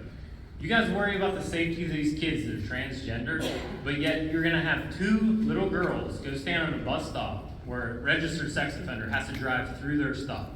You guys did nothing, absolutely nothing. I sat on that bus for my entire school career, drove right past where I built my house. Now all of a sudden it can't go there. Then I turn around, my daughter is in that 4th grade. So not only have you guys failed me on leaving her out on the bus, now you've failed me in safety of my daughter out on the school grounds. We didn't get contacted. You didn't throw that kid out indefinitely. There's no school board to bring him back. Guess what? He's back. A teacher is now off, and now we have to have this whole thing to bring him back. Meanwhile, you're worried about safety. I have to have a talk with a 9-year-old girl about defending herself out on the playground, defending her friends from getting sexually abused and assaulted. I think that is ridiculous. And the fact that the lady that her daughter got assaulted, she never got a call from the administration, that is completely unexcusable. Absolutely unexcusable. If you can haul off and send out a notice to put a teacher on leave without the board's approval, why can't we do something about the safety of the rest of the kids? I don't know how we got We started off, we said the Pledge of Allegiance. Under God. That's the problem. We've got so far away from under God. We're off in the weeds now. These kids that are transgender, they're confused. They don't have a good home upbringing. They don't have any parental supervision and role models. They're looking to teachers. When I came through school, Mr. Cusato, he was a role model, a great one. And you know what he didn't do? He didn't push religion. I went to his youth group, and you know when I went there? After school. He didn't preach in school. He's the most caring, loving individual, and probably one of the best teachers you have. And in my last 15 seconds, since I have the right, we're going to bow our heads and pray. Lord, please be with all these transgender kids so they can see the light of Christ, and also be with the teachers so they can show compassion and help, so they can lead it in the proper way, and just show love to everybody. Amen.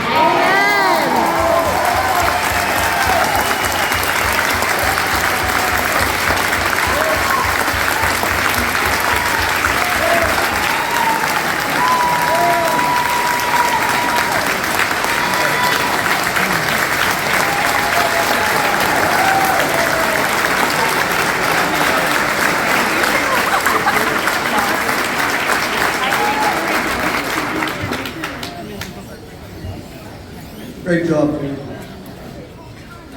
My name's Ed Dimitrovich, Marshallville Road. First and foremost, Mr. Cusato and the Cusato family, my family and I support you, and we support the First Amendment. Absolutely.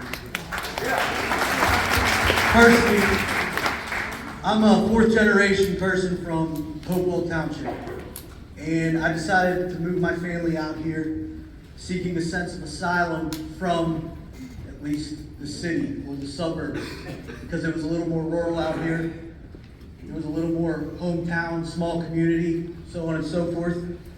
And I don't think a lot of people within the Southside community realize exactly what you have. As an outsider, people that don't have this close-knit of a community cherish it, want it, live for it. And that's why my family and I came. So it's disappointing to see, as my daughter, 4 years old, 2 years old, and one in my wife's stomach right now, have to look forward to this.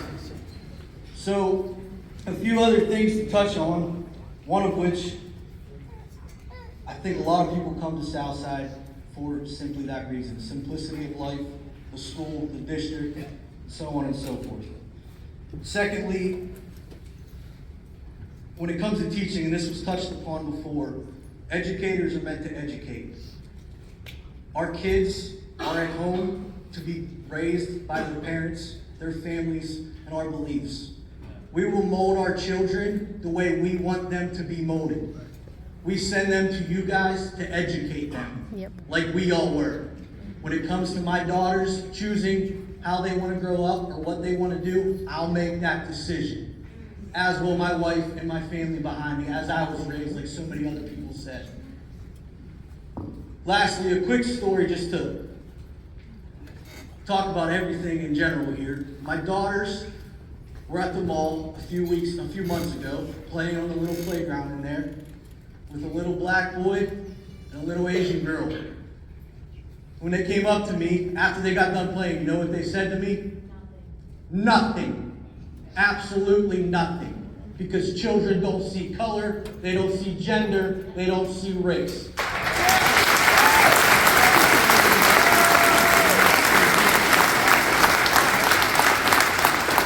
So with that, I come home every single night from work, awaiting to see the innocence of my child, my children. There is nothing greater in this world than the innocence of a child. And I will be damned if I let anyone take that away from me. And all these names that are here, Eaton, Kramer, Chekin, Dimitrovich, if things don't change and a new standard's not set, you will be hearing our names for 25 plus years.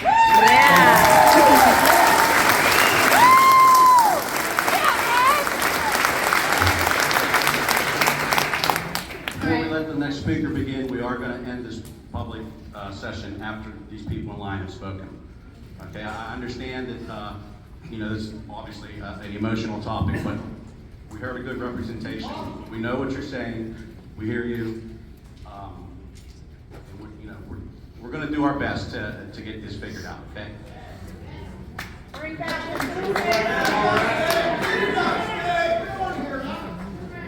want to see it put us in here. I want to see it in action. That's all I requested. See it put in action. A lot of talk happens. We need to see it put in action. Alright, my name is Lindsay Moore. I live on Upper Service Road, and I go to this school. I'm in 11th grade. This place should be full of safety. I don't feel safe coming here knowing that I'm a female and I'm dealing with people other genders coming into my bathroom. What if I get raped, sexually assaulted, harassed? What are you guys gonna do about it? They won't tell our parents. How are they gonna know? The microphones in the bathroom will tell them. Something's got to change in this school, because I can tell you a lot of these kids don't want to go to this school anymore because they don't feel safe here. I don't feel safe here as a student. And that's all I got to say.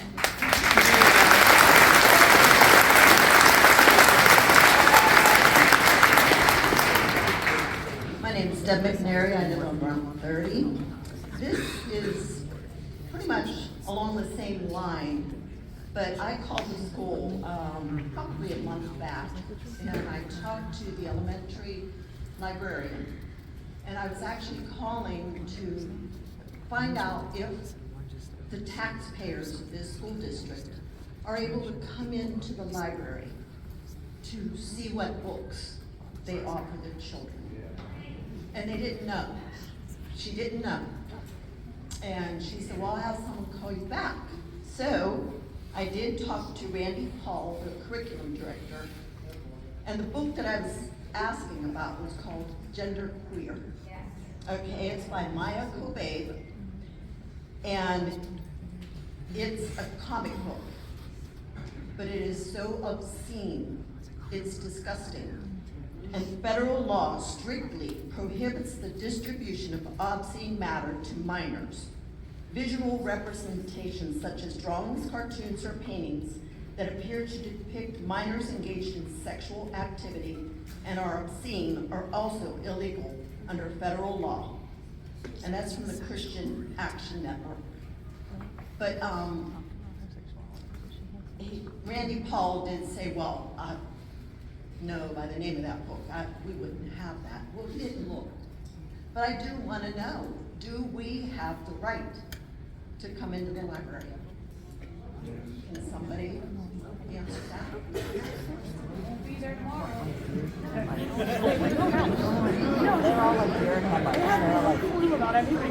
We have to answer a question? What? What do I have to do? That people don't normally come to these meetings. Monitoring school hours while it's being utilized by the kids. If you made an arrangement to go in to look, absolutely you can, yes. Thank you. There we go. I answered one. All right, good job, guys.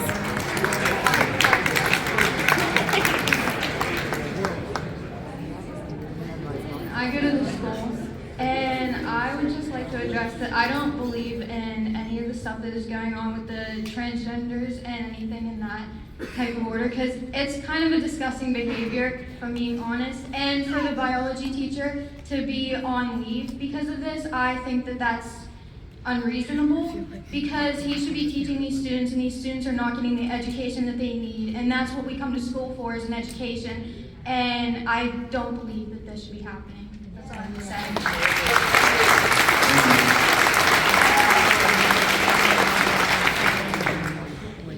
Hi, my name is Brianna Glover. I live on Kings Creek Road. I currently have a son in the school who is in 11th grade. Just as somebody previously said, I voted for the majority of you up here because you all have children. Some of you have children with me, with my kids.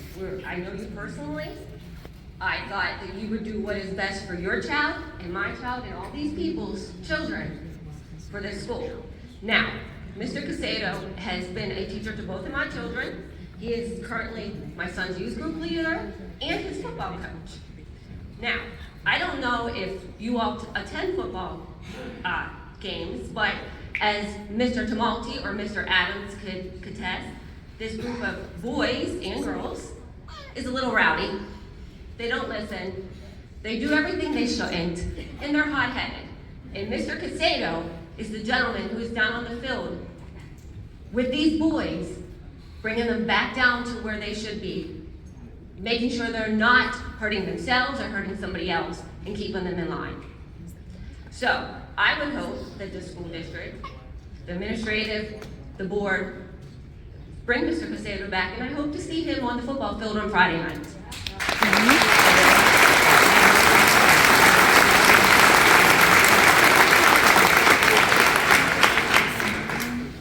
Matt Lynn, Century Farm Road. I'm new to the town, so pardon my ignorance. Just found out about this last night, so I just had a couple of questions, especially about the gentleman in white over there, the first speaker. His questions were submitted. When will they be answered, and how will I get my hands on the answers? When the questions will be answered. I assure you that. Except I can't hear. When I promise everybody in here, the response time and back, I will share. You'll give them back how? How can I get a hold of you? I will go to public. To me, this should all be public transparency. I'll post them on social media. Oh, there you go. I'll have my dog chase his around. Yeah, okay. I didn't see it. Second question, just to get familiar with the topic. Obviously, he's a very famous teacher. Way to go, brother.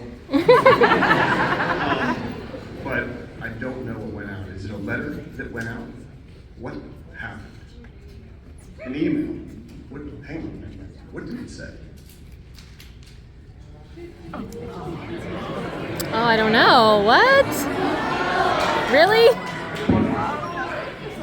Hang on, killers. Hang on. I have the unfortunate reality of doing this. Please.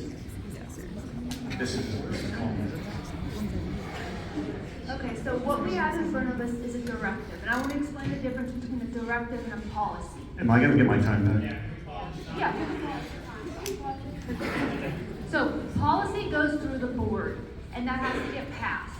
Now, with administrative regulations and directives, what those do is they're basically implementing current policy. And what policy this relates to is policy 103, which is discrimination, and it references Title IX. So that's, just so you understand why this didn't go through the board.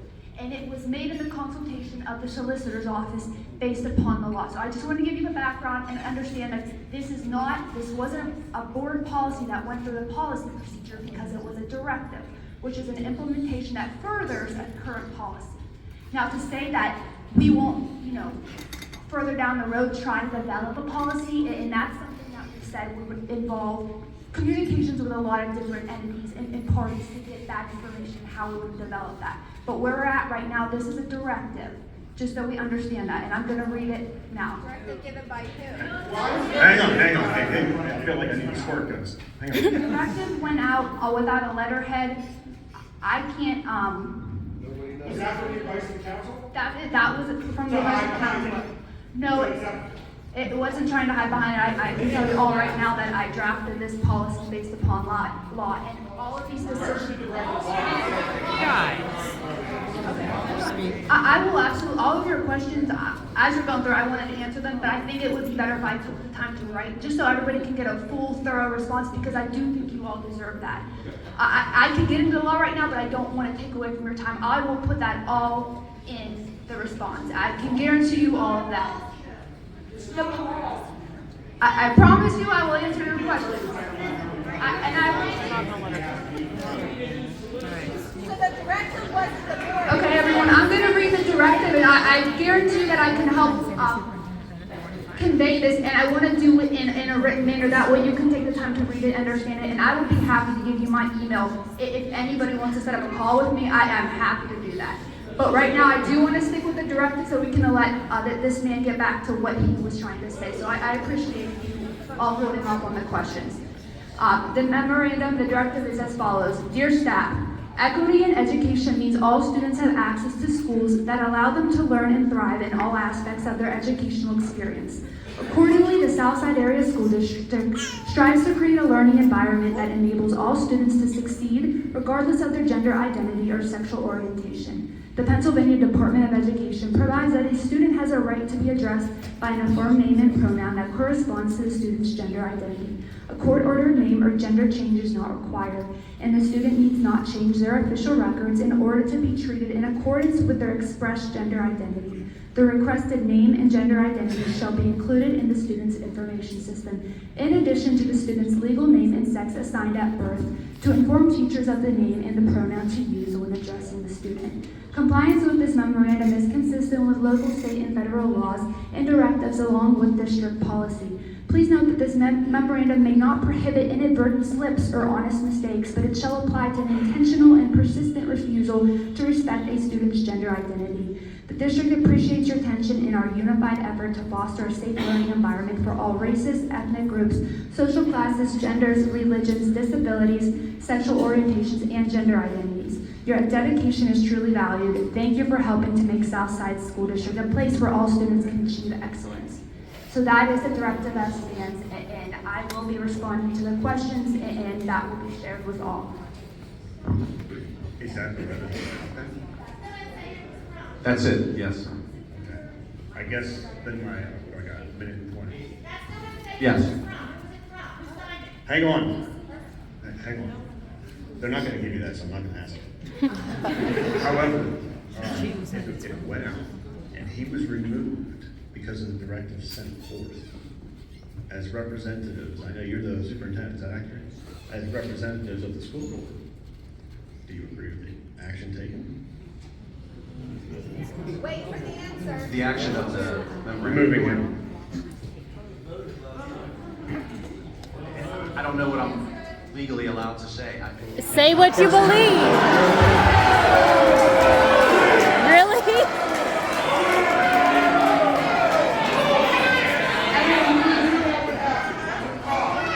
Please write down, this was not something that the board voted on. I want to make that clear. And I also... Can I just have my time stopped? I will be transparent with you all right here, right now. What has happened is this is the directive in furtherance of a current policy. And I want you to hold off. What I want you to understand as well is that because this is a personnel matter, we can't get into details. I cannot do that. But what I can guarantee you, I'm telling you all right now, I was not trying to hide behind that. But what I do want to tell you is this board and this district moving forward, we are working with all parties to respect individual rights. And I can't get into further details, but I do want you to understand that this board is dedicated to respecting all rights. Yeah, but the board took it for the last 2 hours. But the average break That's okay, I'm done. I got one more thing, guys, and then I'm totally out of here. I'm going to have to ask everyone again and try to remain calm. Please. I think we're pretty calm. The only thing I was going to say last, are you president of council? Yes. I don't care about laws. You're allowed to speak. Do you agree with it? Do I agree with it? Removing him. You voted to move it? I voted for what? Hang on, no, stop. Do not waste my time. No, do you agree with the decision? Removing him, do you agree with the decision? I'm asking him. I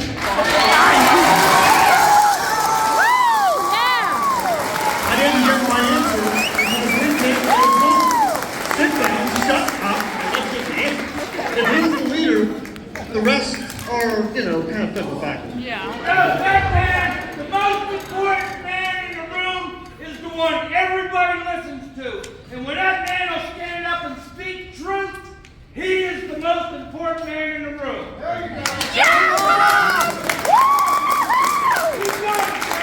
I know I'm not fine.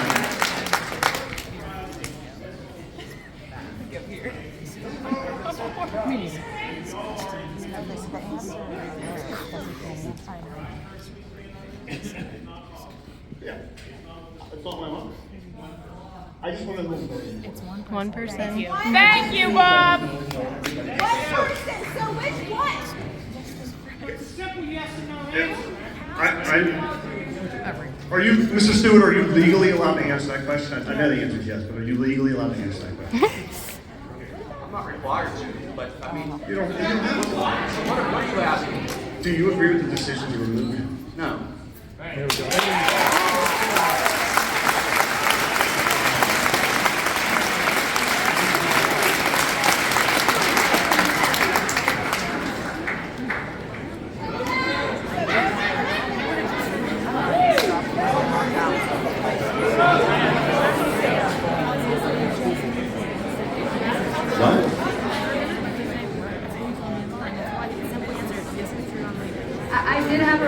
make one more further clarification. Administrative leave and termination and removal are two different things. The administrative leave is not meant to be disciplinary. What it is a due process right that employees get. All you did was hurt the kids. It's not. That is Exactly. correct. Exactly. Correct. But like I said, I don't want to get into too much of the personnel details. That's personal.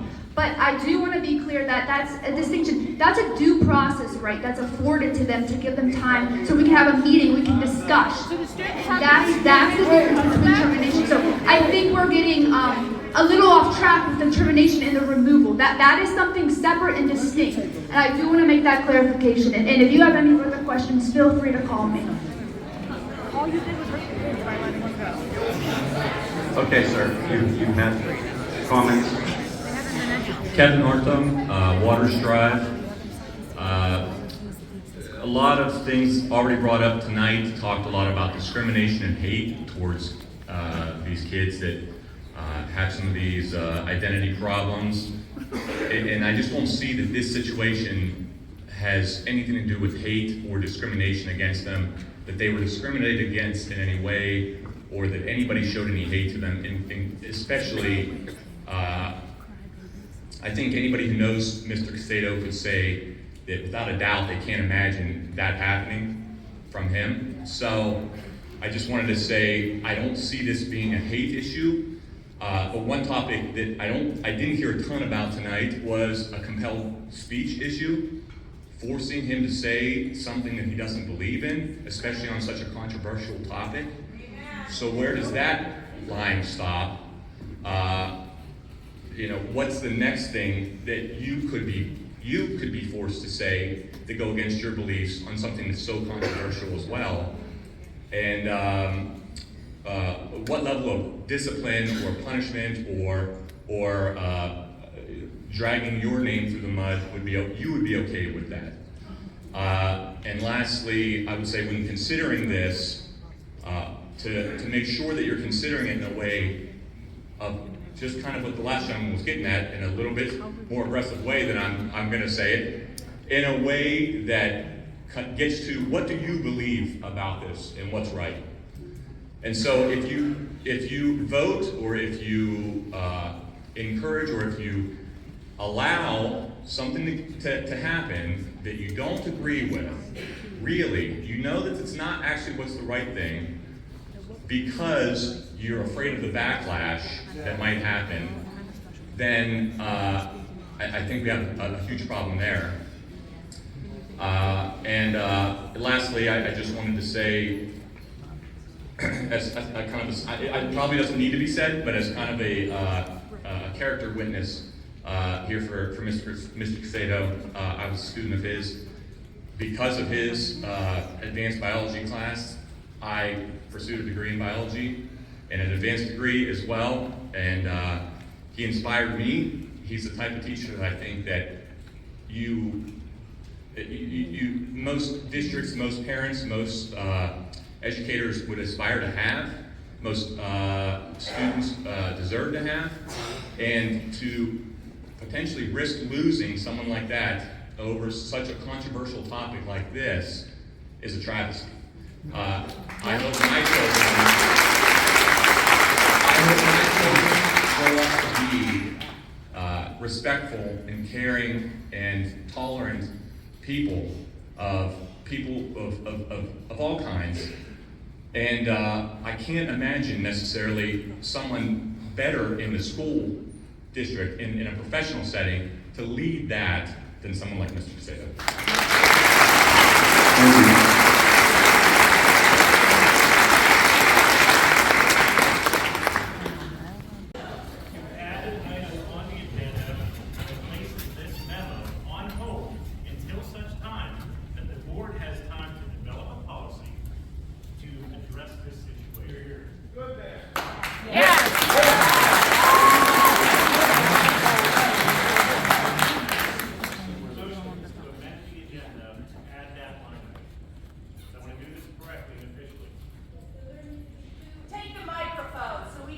Yeah. Yes, please. what he wants to do is amend the agenda. It takes two motions. First, we make a motion to amend the agenda to add that action item on, and then we need a second motion on the action item. Okay. We have a motion. Do we have a second?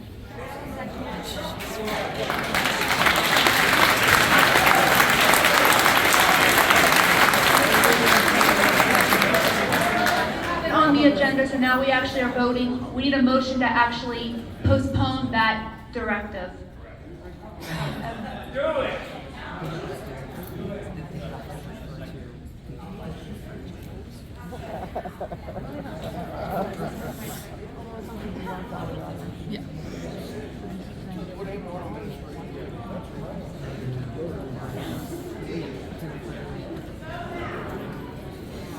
That means you go tomorrow then? Wait. Beyond.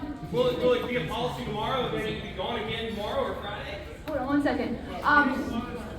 We did close the legislative meeting. We're actually in a workshop meeting, so we don't vote here. That would have to be made for next week. No.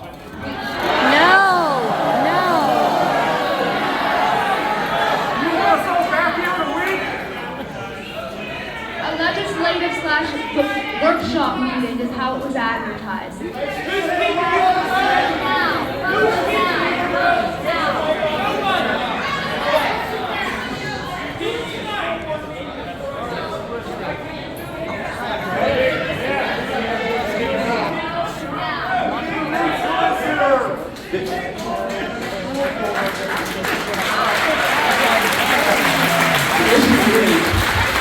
meeting that we're in right now is a work session. It's not a voting meeting. We are not allowed to vote. We don't care. Make an amendment.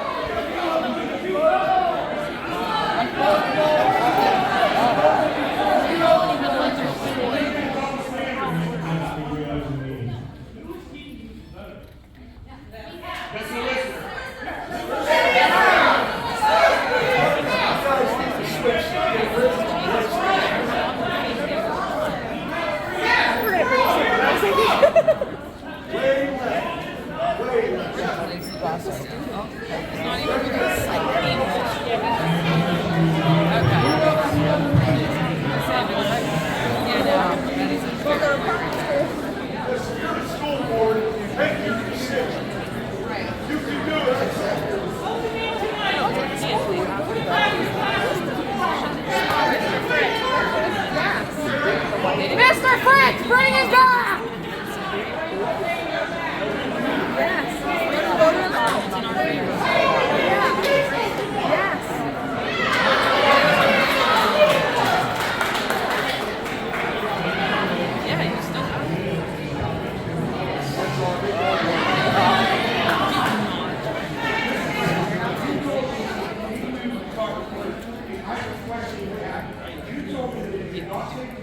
In board approval for moving to administrative leave. Why would it take you to put it back in? It doesn't. Exactly, it doesn't take it, so.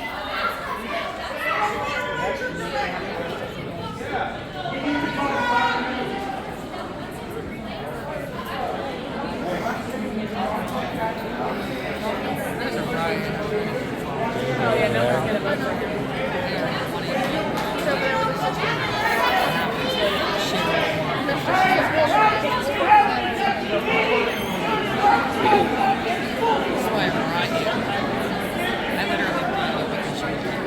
Mr. Fritz, bring it back! That's why you're here for my support. And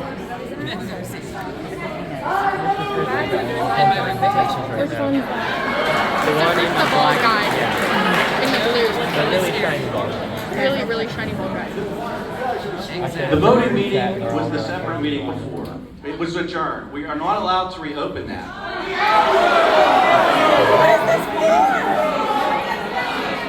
And what was the point of all of this?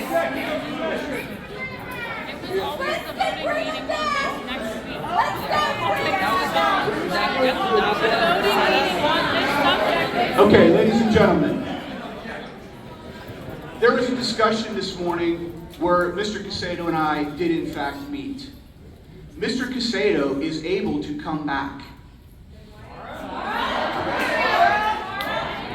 Under what conditions? What are the limitations? I just said it, but you can't say it, so that's what I'm telling you. So, Mr. Cusato is eligible to come back.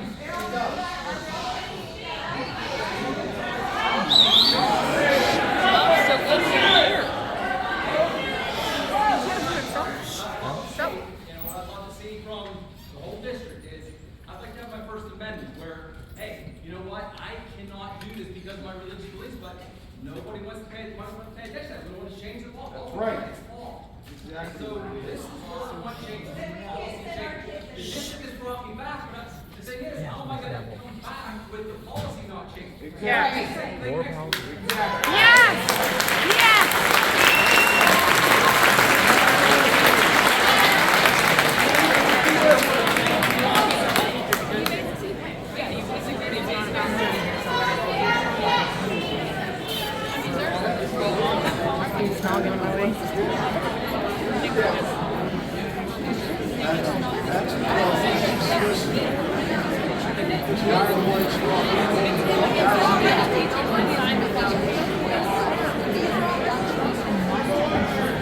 Can we have order, please? We want to try to work this out, okay? So we can reopen. We have to close this meeting, reopen the other one. We can amend the agenda, add an item, and vote on it.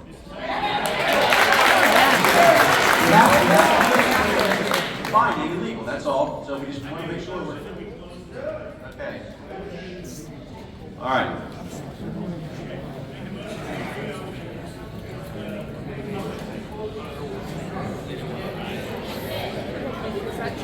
Yes.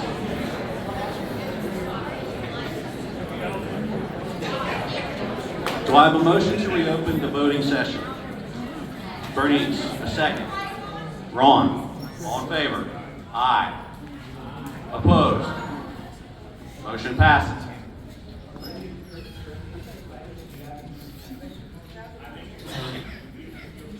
Yes. I make a motion that we amend the agenda, add an item that relates to placing the memo that was sent out on temporary hold until such time that a policy can be generated by the board, vetted by the board, and voted on by the board. I'll make a motion. Okay,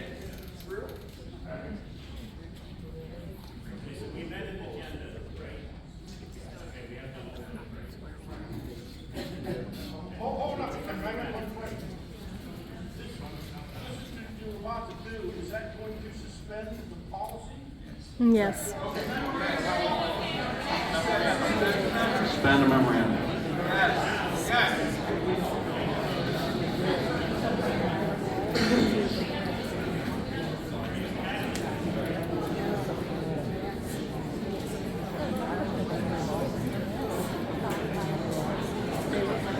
The motion on the floor is to suspend the September 8th memo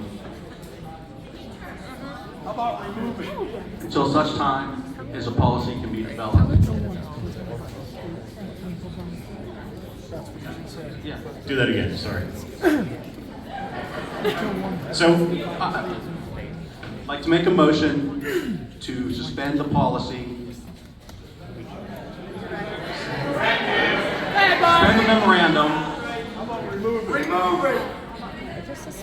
we want to make a motion to suspend the memorandum until such time that the board can create a policy that addresses this issue and votes on that. I'd like to make a motion to suspend the memorandum.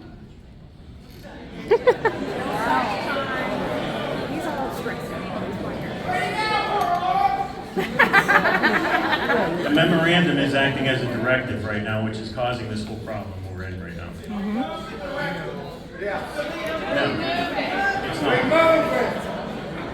Just remove it!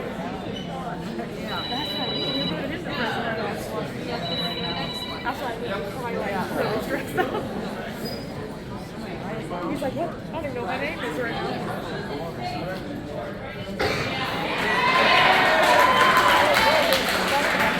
I know.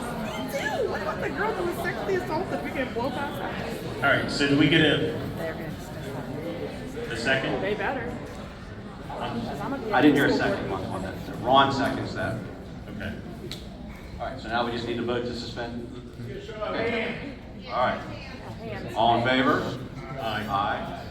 Opposed? Motion passes.